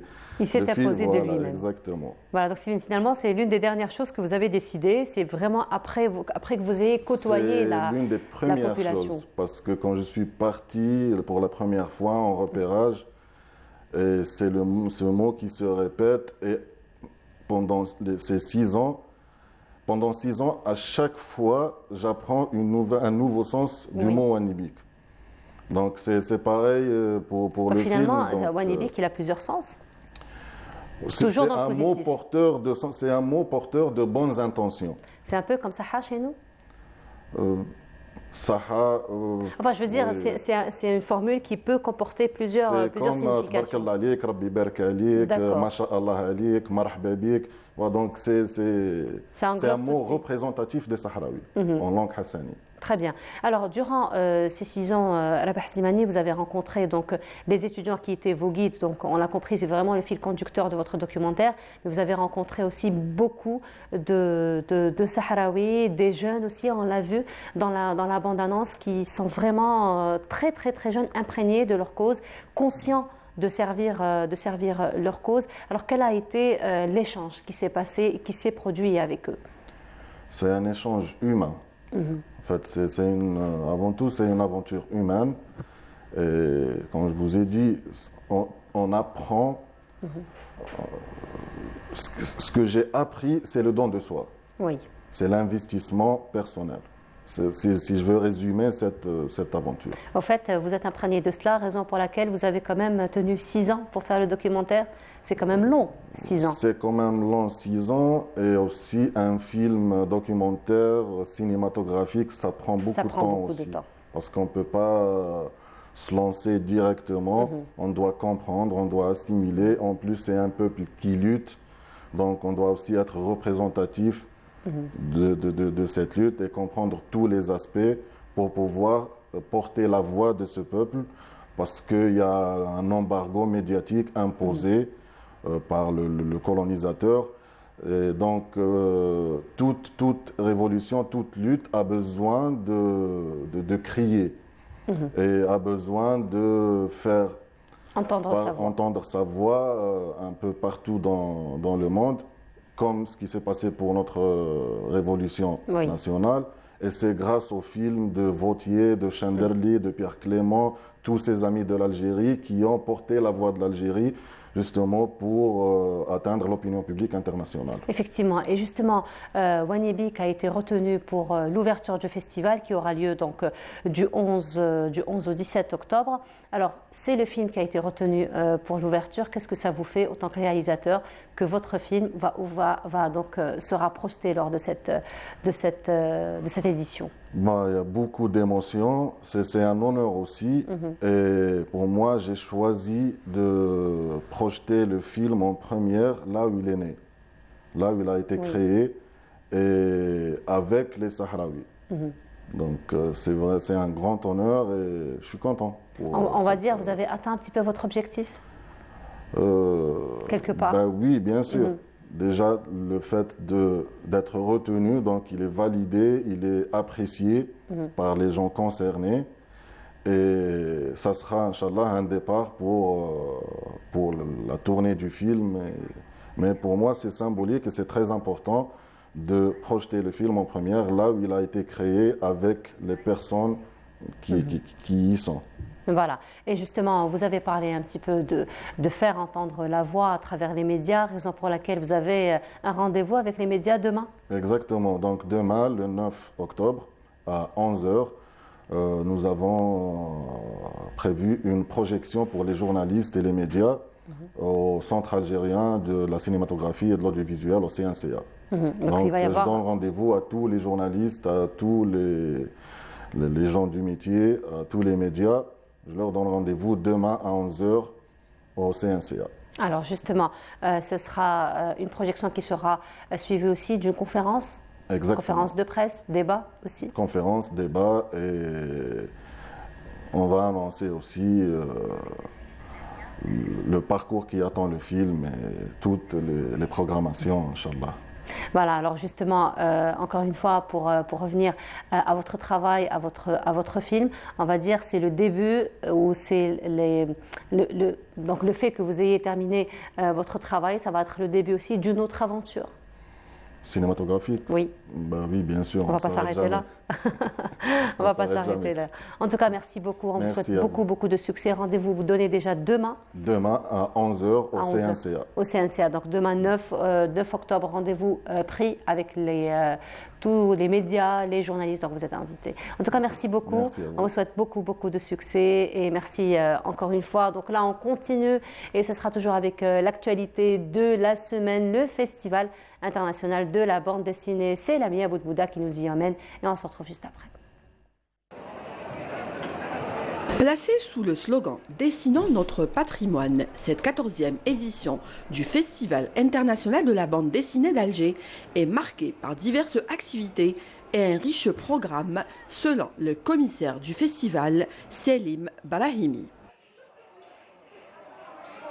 Dessinons notre patrimoine est le thème de cette 14e édition. Pourquoi ? Parce que notre patrimoine est riche et divers selon les 4 régions. Là où on met un pas dans notre beau pays, on va trouver un site, des pratiques aussi, que ce soit des sites patrimoine matériel ou immatériel. Les auteurs peuvent s'en inspirer pour créer des histoires bien de chez nous. Donc c'est le cas d'ailleurs, plusieurs auteurs ont envoyé des projets en ce sens. Cette édition, le Japon est le pays invité d'honneur. Pourquoi le Japon? Tout simplement parce qu'il y a 3 grandes écoles de bande dessinée dans le monde. Il y a l'école américaine avec le comics, l'école européenne avec la BD franco-belge, et ces 2 derniers ont été invités d'honneur dans des éditions précédentes du FIBDA. Là, ça a bouclé la boucle, et la boucle a été bouclée avec le Japon, qui nous vient avec une forte délégation de très haut niveau du Japon. L'invité d'honneur est le Japon. Plusieurs auteurs de manga et universitaires sont présents et animeront des conférences. L'universitaire Aou Yagi Etsuku est présente et parlera du manga algérien vu du Japon. J'ai donné à mes élèves la chance de communiquer avec le mangaka algérien. Et puis pour ça, j'ai préparé des extraits des mangas algériens que je préfère avec la traduction. Et mon rêve, c'est faire connaître des mangas algériens aux Japonais dans un plus large contexte. Oui, super. Quel est votre manga algérien que vous aimez bien et qui vous a plu à Il y en a tant. Des gars de Natu, Sami Kun de Salih Brahimi et Matsugi Fella, Nakuda et Tuareg de aussi Matsugi Fella, Victory Road de Sidi Ali Oujian, et puis Fuma Faita de. C'est de qui Fuma Faita, Mondiale de Saïd Sabaou. Et puis récemment, Atakor de Sahia Ahmed et aussi Andres Baden, très cool de lui.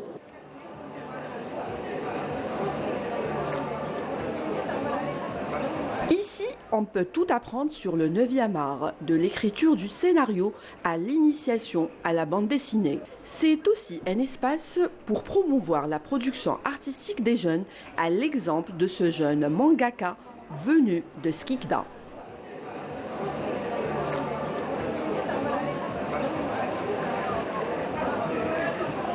كنت صغير كنت نتفرج دي ديسان انيمي ومن بعد شغل سمعت واحد الهضره قلت ديسان انيمي الواحد موراه انسان واحد هو اللي يخدم ليستوار هو اللي يخدم السيناريو هو اللي يخدم لي كاركتير هو اللي يخدم باغ اكزومبل الديسان وشغل ما ايماجينيتهاش انا قلت نسيب بروحي باش نعيش الرول هذاك اسكو صح كاينه منها فما كيفاش ابري تماك شغل كي ابري ما بديت نسيي نرسم بشويه حاجه خفيفه وبليطار بديت نديفلوبي نعرف حوايج جدد نتعلم حوايج جدد.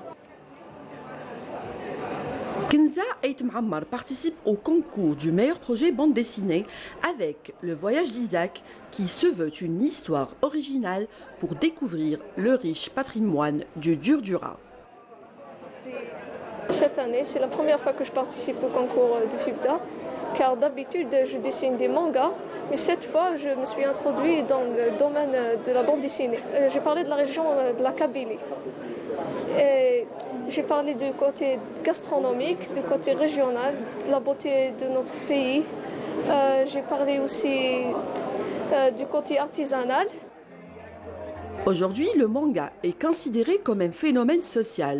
Les amoureux des bulles et des mangas trouveront leur compte dans ces stands qui vendent divers objets et vêtements à l'effigie de leur idole. On vend surtout plein de trucs de questions culture japonaise. On vend des pins, on vend des posters, des stickers, des porte-clés, plein de trucs à l'effigie de la culture japonaise. Ils sont trop branchés, les styles japonais, coréens, les animes, les K-pop. Qui m'a One Piece, Luffy, a très demandé. Ou Naruto. Naruto Tanik très demandé, oui.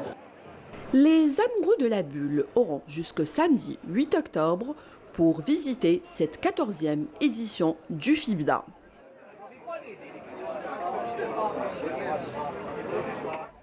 Et voilà, rendez-vous pris jusqu'à aujourd'hui 18h où aujourd'hui donc il y aura la clôture du Festival international de la bande dessinée. Restant donc dans le FIBDA, on a vu donc les bandes dessinées, ça raconte aussi la culture, la tradition, ça raconte aussi l'histoire puisque aujourd'hui le 8 octobre nous commémorons le 65e anniversaire de la disparition donc du petit Omar, une bande dessinée lui a été consacré justement pour raconter encore une fois sa disparition et une conférence sera donnée. Nous en parlons ce matin en compagnie de M. Beni Youssef Abbas El-Kbir. Bonjour.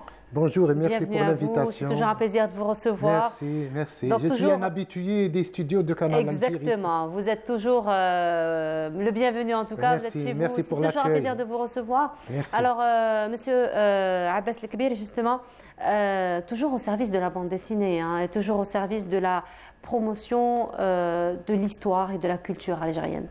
Oui, tout d'abord, permettez-moi de souhaiter la bonne fête Mouloud Nabawi Sharif à tout le peuple algérien. Bon, pour parler de la bande dessinée, moi de toute façon, bon, je suis un auteur de bande dessinée didactique, donc je n'ai pas fait de beaux-arts. Je suis un archéologue de formation en retraite.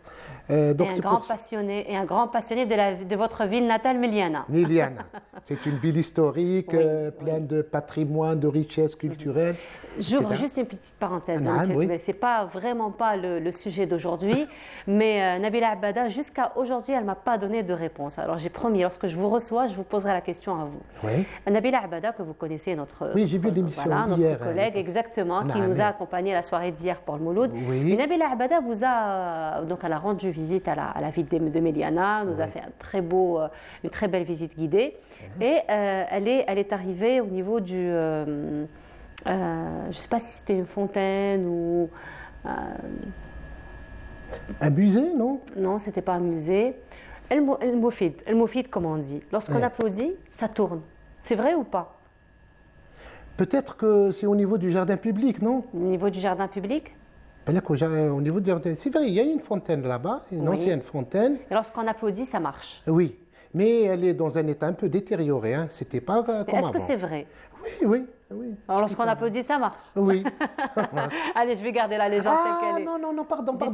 Non, c'est pas la... c'est la roue hydraulique de la manufacture, du musée de la manufacture d'Arbe. Oui, ça me revient. Je savais que c'était une roue. Écoutez, c'était... entre parenthèses, c'était une mise en scène. Merci beaucoup, monsieur le gouverneur. Voilà, Nabila, j'ai eu ma réponse. Simulation. C'est une simulation. Voilà. Bon, on savait que c'était une simulation, mais Nabila, vraiment, elle a tenu à garder le secret de la légende. Parce qu'on s'est entendu ensemble de créer une mise en scène avec Hichem. C'est dans le cadre de l'émission Escapade. De l'émission Escapade, effectivement. En tout cas, c'était très, très beau. Avec eux, donc très beau à voir. Ils ont travaillé trois parties sur la ville de Miliana, tellement elle était riche en curiosités touristiques. Oui. Et on n'a pas encore fait le tour. Hein. Même, j'imagine qu'il y a encore des choses à il y a pas mal de choses qui ont été filmées, mais malheureusement, en raison du timing, ça n'a pas, par exemple, comme les remparts de la ville. Les remparts de certainement, Nabila Abada reviendra. Inch'Allah, elle est toujours la bienvenue à Miliana. Nous, non. Et nous, on s'invite.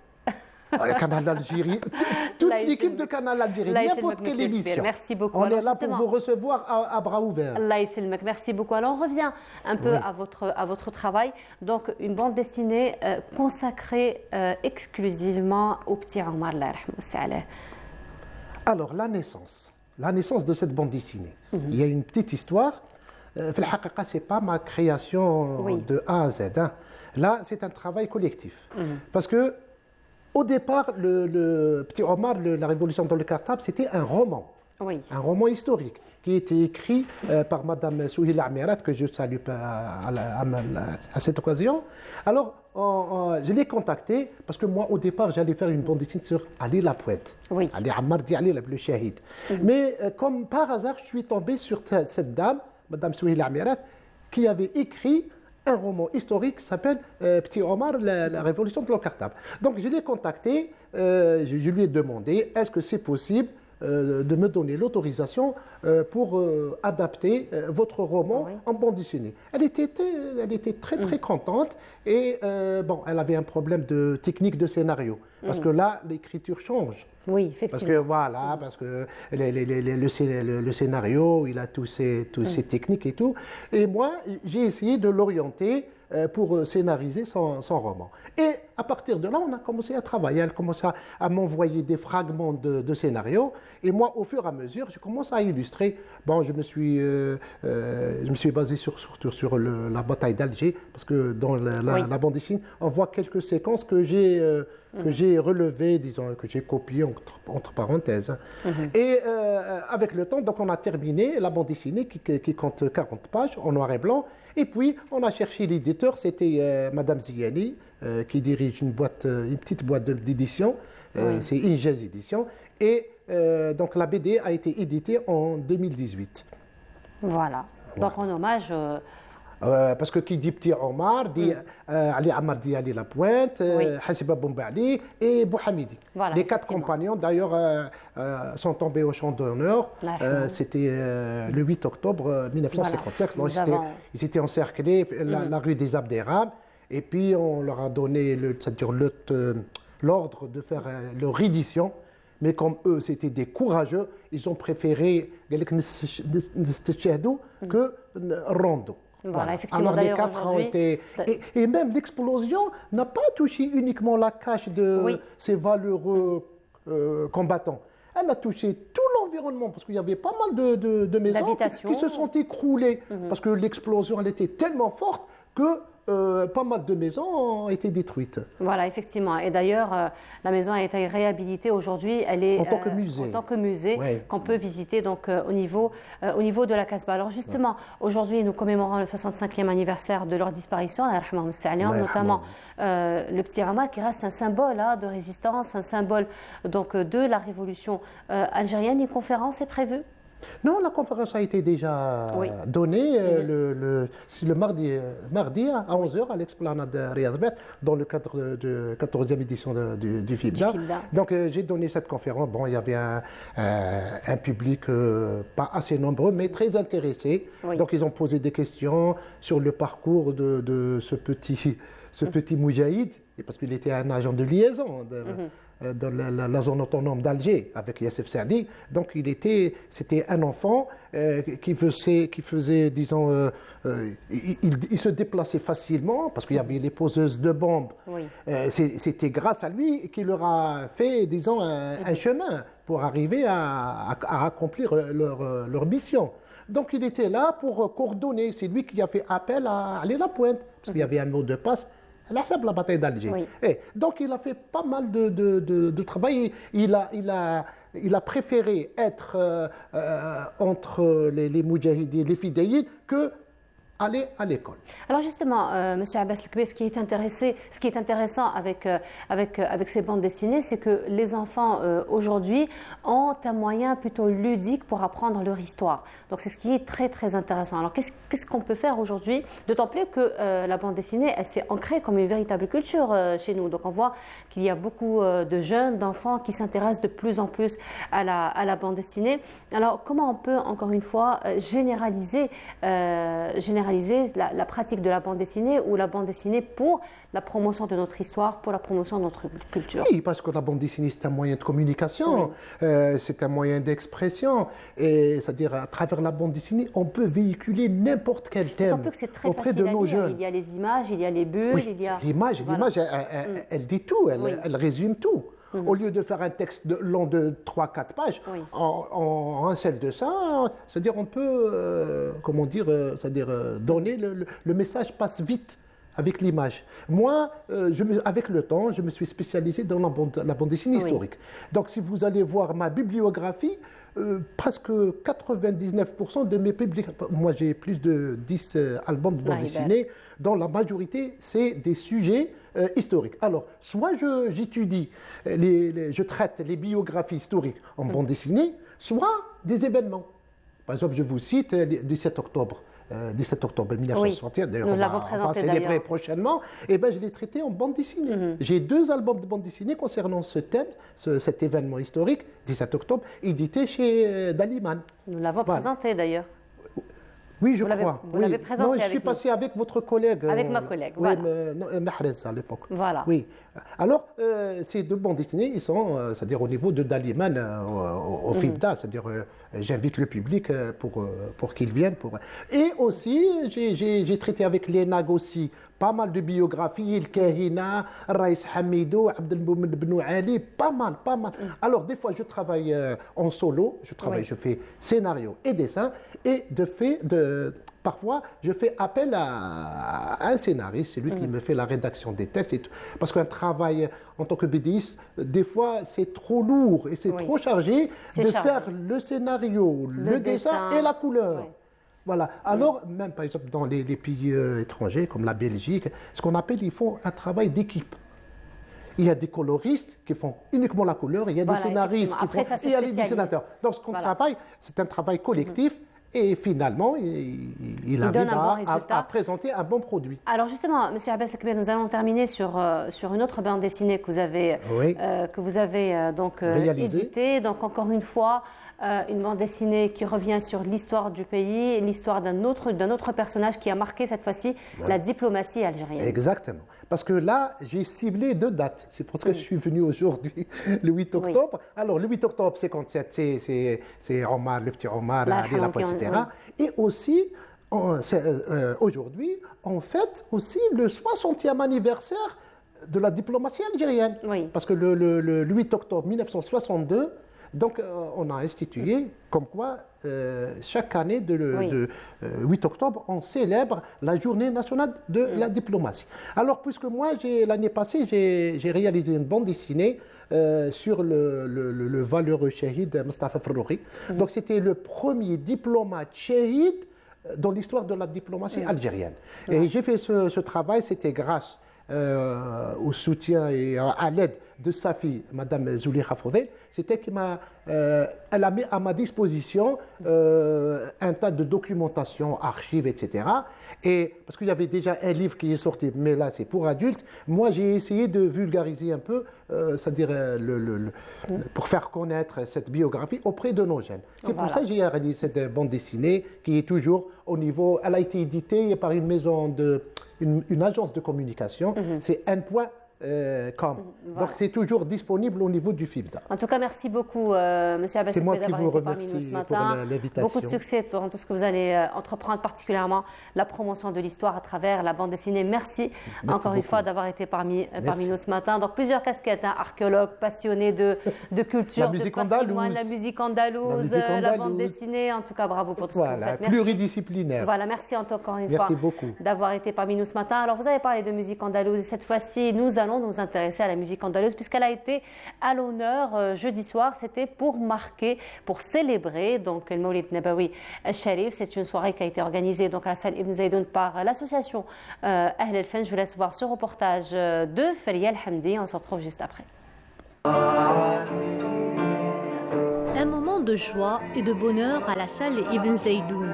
Grands et petits ont participé à cette fête del Mawlid al-Nabawi Sharif. Filles et garçons, vêtus de leurs plus beaux habits, n'ont pas raté cette occasion. On va vous présenter un spectacle, une comédie musicale donc qui a été créée par l'association Ahl al-Fan et avec le hakayati Amel Abdel Hafid. Donc voilà, il y aura de la narration, de la danse et de la musique. راح ندوكم d'abord بزاد النبي وفرحنا به حتى ندوكم les traditions algériennes وحتى ثاني نوروا بلي المولود النبوي الشريف راهو يلحق اترافير لي جينيراسيون راهو يجي يروح اترافير لي جينيراسيون باش ان شاء الله لي جينيراسيون اللي مورانا يعرفوا شنو المولد وشنو التقاليد العادات والتقاليد اللي مولد النبوي الشريف.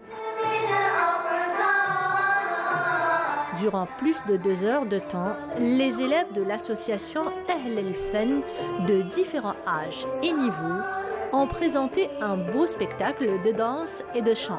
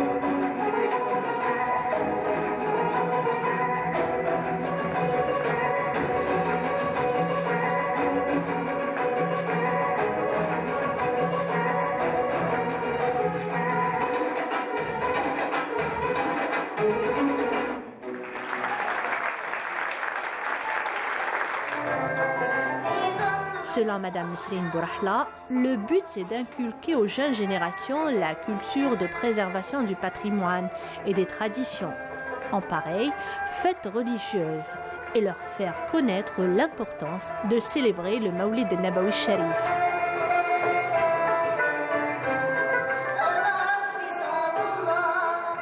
Beaucoup d'émotions. Oui, il y a les enfants qui vont participer à cette très belle soirée avec nos artistes. Madame Narges est parmi nous, elle fait le henna et le taqdem. Et voilà, pour inculquer ça à nos enfants et la génération qui viennent, voilà, c'est très important de garder nos traditions, nos coutumes. Et voilà, vous avez écouté en premier lieu le programme de l'IDER qui était interprété par la classe des kids de Ahl el-Fan, orchestré par Hani Bourahla. Et après, vous avez vu avec la conteuse Madame Abdelhafid et notre diva Madame Narges qui a fait le henna à nos petits-enfants avec taqdam à l'excellence comme d'habitude.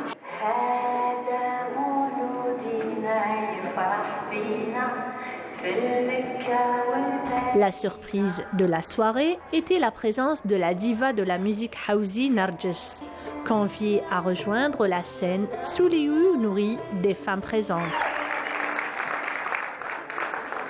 Je suis vraiment ravie de faire partie des invités de Madame Bourahla. Ahl el-Fan, vraiment, ils ont fait un programme formidable et j'encourage vraiment ces jeunes à continuer dans ce sens-là parce que là, on voit que la relève est assurée. Et alors je dis, Msaha mouloudkoum, kol am touma bkhair, b'saha ou l'hna inshallah.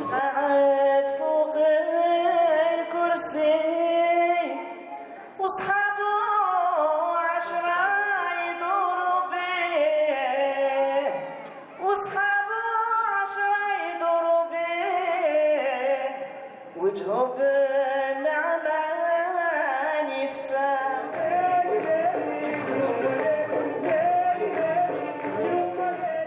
Et de retour sur le plateau avec une table bien garnie, j'ai envie de dire.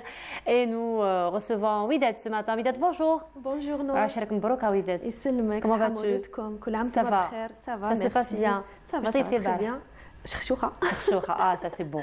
Ouais. Ça c'est bon. Et nous allons parler d'artisanat, comme je vous ai dit ce matin, en compagnie d'une dame qui prépare quelque chose qui nous accompagne chaque matin durant les petits-déj. C'est vrai ou pas? Oui. La confiture? Si c'est du bio, bah, je recommande. Hein. Comment dire? Je confirme. J'assure. J'assure que c'est du bio. Voilà, j'assure que c'est du bio. Bonjour. Bonjour. Comment ça va? Ça va, alhamdoulilah. Ça se passe bien? Alors, non seulement c'est du bio, en plus, tellement que c'est bien fait que ça a été médaillé. C'est vrai? Tout à fait. Oui. Eh ben voilà, marhaba bik. J'allais dire Eid Moubarak. Depuis ce matin, j'arrête pas de dire que c'est l'Eid. Saha wa shirkoum. Saha wa shirkoum, Moulidkoum Moubarak. Ça va, ça se passe bien? Ça va, alhamdoulilah. Alhamdoulilah. Alors, on va parler de confiture dans un petit moment, mais confiture vraiment revisitée, confiture adaptée à tout ce qui est sucré, à tout ce qui est salé. Donc, vraiment, c'est ce qui est intéressant, Widad. Hein. Donc, finalement, on peut la prendre sous toute forme, et, parce que la confiture, généralement, c'est soit pour le goûter, soit pour le petit déjeuner, soit pour faire des sablés. Oui. Voilà. Et surtout, un gâteau qui s'appelle Sabbar Shara. Je ne sais pas si vous connaissez. Non. Un gâteau qui se fait, enfin, la pâte de halout taba, une pâte milfouqa, de la confiture milfouqa. Après, on râpe la même pâte. Dessus. Ah oui, ça y est, je vois. Ça y est, je vois. Je n'ai pas reconnu le nom, j'ai pas reconnu juste le nom. C'est ça. Et parlons encore une fois d'artisanat, cette fois-ci avec une jeune, elle, qui s'intéresse à la fabrication de bijoux. Elle est plusieurs casquettes, hein. Donc les bijoux, elle est aussi musicienne, chanteuse. Elle évolue dans l'association Ahl el-Fan. Zora, bonjour. Bonjour. Comment ça va, Zora? Toute belle, joliment habillée. Elle a bien marqué l'événement, Zora. Ça va? Ça va, alhamdoulilah. Très très bien. Le collier que tu portes, c'est toi qui l'as fait? Oui, bien sûr. Et comment? Il faut bien qu'on fasse la promotion de ce qu'on fait, n'est-ce pas? Alors avant de parler de confiture, de bijoux aussi, place cette fois-ci à la santé, n'est-ce pas, Widet? C'est le mois d'octobre. Donc le mois d'octobre, c'est le mois rose. C'est vraiment un mois dédié particulièrement à la sensibilisation, à l'information, au dépistage précoce par rapport au cancer du sein, n'est-ce pas? Tout à fait. Vous savez très bien que le cancer du sein est le premier cancer féminin, donc il est très important de le dépister parce qu'il y a un moyen de dépistage, parce qu'on n'a pas beaucoup de cancers qu'on peut dépister. Oui. Parmi les cancers qu'on peut dépister, il y a le cancer du sein. C'est une aubaine déjà? Au moins on peut prévenir à l'avance? Oui, alors avant d'arriver à dépister, on peut le prévenir à l'avance déjà par rapport déjà au tabac. Donc quand on dit tabac, il y a le tabagisme passif, il y a le tabagisme actif. Tabagisme passif, en général, c'est des femmes qui ont soit des enfants exposés, ou des maris ou des frères ou des papas qui fument, donc qui sont exposés à la fumée sans être fumeuses. Donc le tabagisme actif ou passif sous toute forme. Donc c'est à arrêter, non seulement pour la santé, c'est pas bien, mais aussi il expose au risque de cancer du sein. Et puis le manque d'activité physique, le surpoids, tout ça c'est des facteurs de risque qui peuvent qui peuvent avec le temps nous donner le risque d'avoir un cancer du sein. Et puis quand on a des antécédents familiaux, quand on a une maman ou une tante qui a fait le cancer ou qui a eu le cancer du sein, on a plus de risques de l'avoir parce que déjà il y a des facteurs génétiques. Comme il y a les facteurs environnementaux, on a aussi les facteurs génétiques. Donc c'est là il faut allumer les projecteurs, se faire dépister plus tôt que les autres femmes. Voilà, parce que c'est vrai que lorsqu'on parle de dépistage, on s'adresse beaucoup plus aux femmes de plus de 40 ans, tout à fait, qui ont dépassé la quarantaine, mais donc quand il y a des antécédents, effectivement, il est toujours à encourager les femmes à aller se faire dépister, même à un âge précoce, à un âge beaucoup plus jeune, n'est-ce pas? Oui, tout à fait. Alors justement, Widad, par rapport au dépistage, il y a une question qui revient souvent. Est-ce qu'il y a un moment précis où on doit se faire dépister? Je parle par rapport au cycle menstruel, où on peut donc se faire dépister à tout moment du mois. D'accord. Donc il y a déjà deux moyens de dépistage. On a la mammographie et on a la palpation ou l'autopalpation. Donc deux moyens. Si on parle au moment du cycle menstruel, c'est là on parle de la palpation ou de l'autopalpation. Alors la palpation se fait ou s'effectue chez le médecin gynécologue. C'est en général lors des consultations annuelles. Il est recommandé de voir son gynécologue une fois par an. Donc là c'est le médecin qui va effectuer la palpation. Et puis la femme elle peut peut s'autopalper à la maison, donc toute seule, en général après les menstruations, pas au moment, pas avant. Donc il faut. C'est quand on dit après, c'est-à-dire juste après qu'elle est donc les 2-3 jours qui suivent. Voilà, juste après, parce que là on a les seins qui sont moins douloureux, moins enflés, donc c'est le moment idéal pour effectuer son autopalpation. Donc l'autopalpation s'effectue en général face à un miroir. La femme, elle doit déjà commencer par inspecter, c'est-à-dire regarder ses seins, s'il y a une asymétrie entre les deux seins, s'il y a un sein qui est de coloration différente de l'autre, s'il y a donc l'aspect de la peau du sein, donc est-ce qu'il y a un aspect de peau d'orange, par exemple, localisé à un endroit, s'il y a une masse visuelle, donc on peut la visualiser déjà à l'inspection. Et puis, elle peut commencer par la suite donc son autopalpation. Il ne faut pas oublier les mamelons, toujours, voir s'il n'y a pas d'écoulement spontané ou toujours à visualiser. Écoulement, toute forme d'écoulement, du lait, de l'eau, du sang. Si ce n'est pas une femme allaitante, pourquoi elle va avoir du lait, voilà. Donc là, ça devrait inquiéter. Voilà, tout à fait. Donc, et puis l'autopalpation commence cadran par cadran de façon circulaire, c'est-à-dire faire le tour du sein et sans oublier le creux axillaire, c'est-à-dire l'aisselle. Toujours, il faut palper les deux côtés à la recherche en fait, c'est des adénopathies. Les adénopathies, c'est les ganglions qui augmentent de volume en cas de cancer, mais pas que.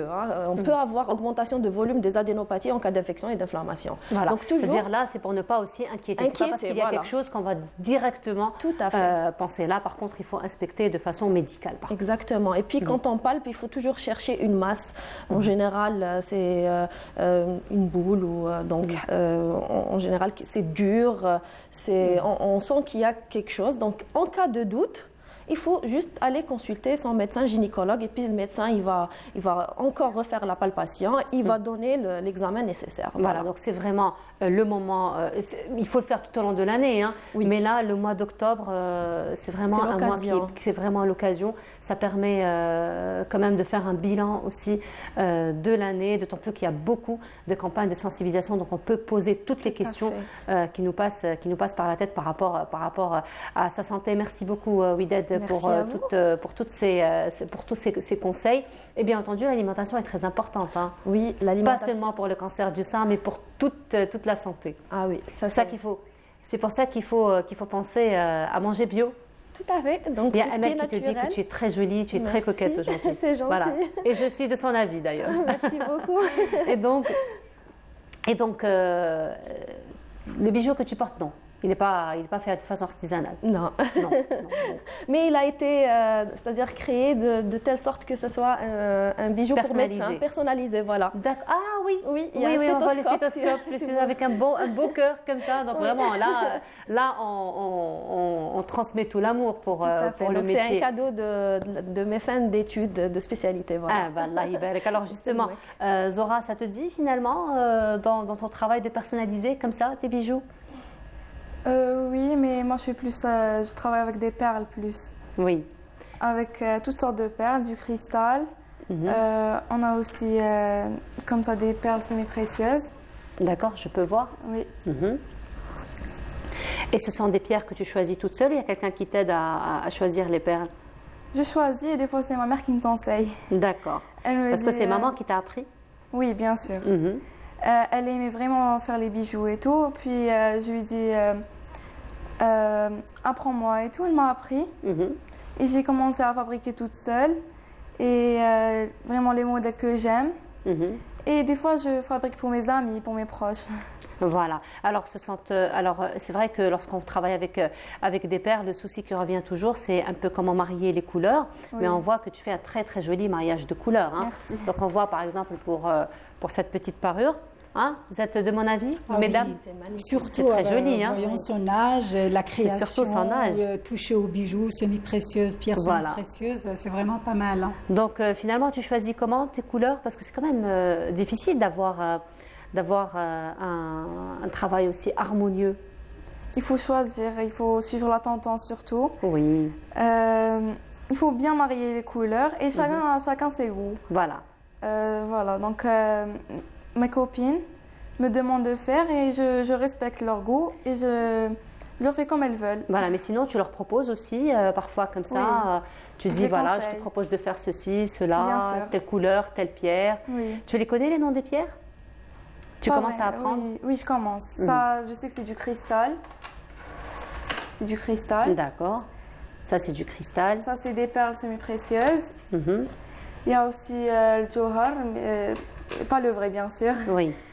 Et ça aussi, c'est une sorte de pierre. D'accord. Voilà, donc tu commences à apprendre aussi les noms aussi des pierres. Alors justement pour la confection des bijoux, Zora, donc tu te spécialises beaucoup plus dans tout ce qui est collier, dans tout ce qui est bracelet? Oui, collier, bracelet. Et ma sœur, elle m'a aidée à commencer à faire des bagues aussi. Ah ben voilà. Voilà, donc ta sœur aussi, elle est dans le domaine du bijou? Elle commence, pas vraiment. Ah, finalement, c'est un bel héritage de maman, n'est-ce pas? On lui fait un grand coucou aujourd'hui, la maman de Zora qui t'a appris donc à faire les bijoux. Mais sinon, Zora, tu fais pas que les bijoux, tu as une autre passion pour la musique? Oui, bien sûr. J'adore la musique. Tu as commencé à quel âge? J'ai commencé à 7 ans et je suis rentrée, je fais partie de l'association Elfen. On t'a vu tout à l'heure dans le reportage de Faya El-Hamdi. Je fais de la flûte traversière. C'est un instrument que j'adore. Et notre présidente, c'est Madame Nsine Bouahla. Et je fais partie de la troupe des Kids A. Et notre professeur, c'est Monsieur Hani Bouahla. Il nous apprend tous les jours. Il y a l'esprit de famille, de soutien. On s'aide. Voilà, effectivement. Et la flûte, c'est toi qui l'as choisie ou on t'a orienté pour J'aimais vraiment cet instrument, mais bien sûr, mon professeur m'a orientée, ma mère aussi, et j'ai vraiment aimé. Voilà, tu peux nous faire un petit quelque chose? Oui. Allez, vas-y, c'est à toi.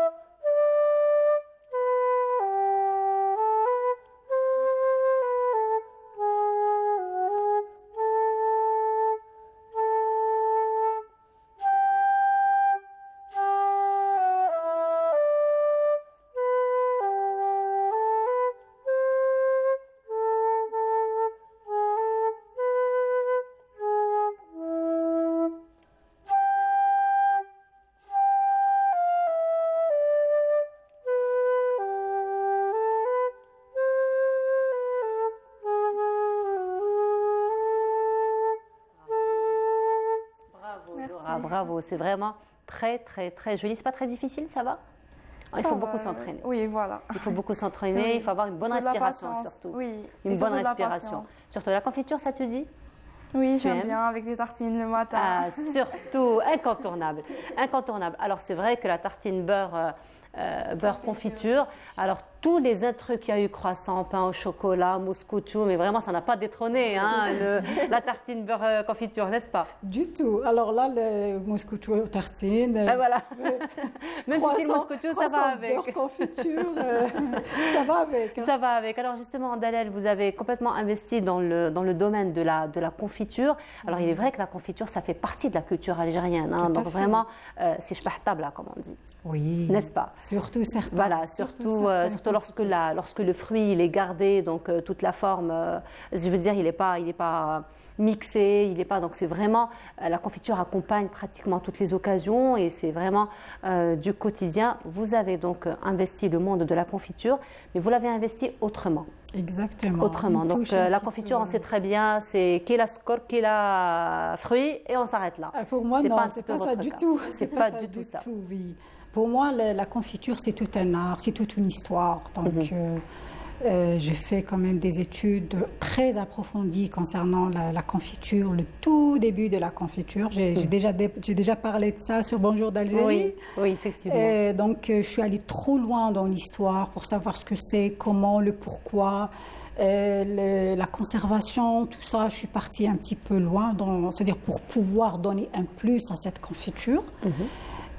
Pour moi, la confiture, ce n'est pas uniquement le matin, le goûter, qahwat al-asr. J'ai voulu qu'il s'introduise, c'est-à-dire qu'il s'installe tout au long de la journée, au moment du repas, oui, dans l'art culinaire, la gastronomie surtout. Et tout ça m'a donné à réfléchir. Et donc, il fallait penser au taux de sucre, la conservation, rester, garder le naturel. Tout ça, c'était dans mes buts. Et justement, Dalel, vous avez beaucoup travaillé sur le taux du sucre, parce qu'aujourd'hui, avec le taux de diabète, malheureusement, qui ne cesse d'augmenter, puis il y a juste aujourd'hui la population, le citoyen revient un petit peu au naturel, revient, n'est-ce pas, on prend conscience quand même de l'importance finalement de soigner son quotidien alimentaire. Et vous avez fait tout un travail sur le sucre. Parce qu'on sait que le sucre, c'est d'abord un conservateur. C'est le conservateur. C'est le conservateur. C'est de la confiture naturelle, sans conservateur, sans additifs, sans produits chimiques, il n'y a que le fruit, le citron et le taux de sucre étudié, bien sûr. Donc, il fallait vraiment trouver l'astuce, comment garder c'est-à-dire la confiture saine pendant un temps, bien sûr, limité, c'est-à-dire sur un temps T limité. On peut avoir une durée de vie. Une durée de vie. Oui, ça passe par le labo. Donc là, j'ai avancé un petit peu. Donc une fois, je prépare mes confitures, je dépose au laboratoire pour que je puisse savoir exactement la durée de vie, de Mais on peut aller quand même à des durées importantes. On peut aller à 3-4 ans. 3-4 ans, c'est-à-dire sans conservateur pour le moment, non. On peut aller jusqu'à une année. Une année, c'est très bon. C'est déjà une confiture qui dépasse une année. Moi, je trouve qu'il ne faut pas la consommer parce que même le fruit il perd ses qualités, ses vertus. Et l'objectif que j'ai envie d'atteindre, c'est que j'aimerais bien que nos citoyens, nos enfants, consomment nature et fruits. Donc comment c'est-à-dire quand je consomme cette confiture, j'ai envie que je prends tous les bienfaits et les vertus de ce fruit-là. Ou bien légumes aussi. Oui. Donc, au-delà d'une année, je trouve que c'est un peu quand même une longue durée de conservation. Voilà, alors vous avez évoqué les légumes, parce que c'est vrai que la confiture, on pense directement aux fruits, même si on connaît très peu la confiture d'oignons, la confiture de tomates, mais on s'arrête là. N'est-ce pas? La confiture de courge aussi, qui est quand même assez connue. C'est sucré. C'est sucré, voilà, effectivement. Mais sinon, il y a aussi d'autres réflexions par rapport à mettre en valeur tous ces produits. Cette année, le produit qui a été médaillé, médaille d'or internationale, c'est le poivron rouge.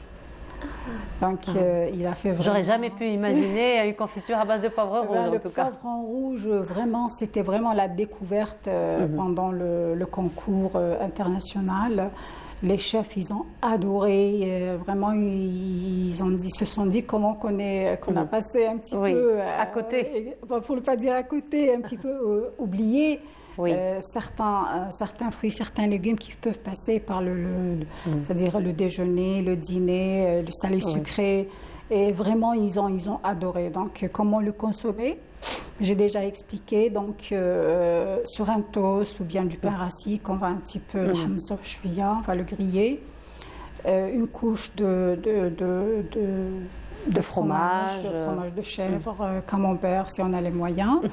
Selon chacun a ses moyens, donc même n'importe quel fromage. Quel fromage?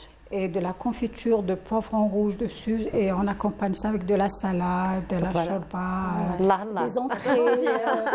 Vraiment, c'est succulent, ça donne des idées pour le prochain Ramadan, Inch'Allah. Voilà, parce qu'il y a beaucoup d'accompagnement pour Ramadan. En tout cas, on vous souhaite beaucoup de succès dans tout ce que vous allez entreprendre. Aujourd'hui, la confiture, elle est revisitée, donc pas seulement les tartines de Qawat al-Asr ou le petit déjeuner, mais tout au long de la journée avec les plats culinaires. En tout cas, merci beaucoup à vous, Delal, d'avoir été parmi nous ce matin. Zora, merci beaucoup.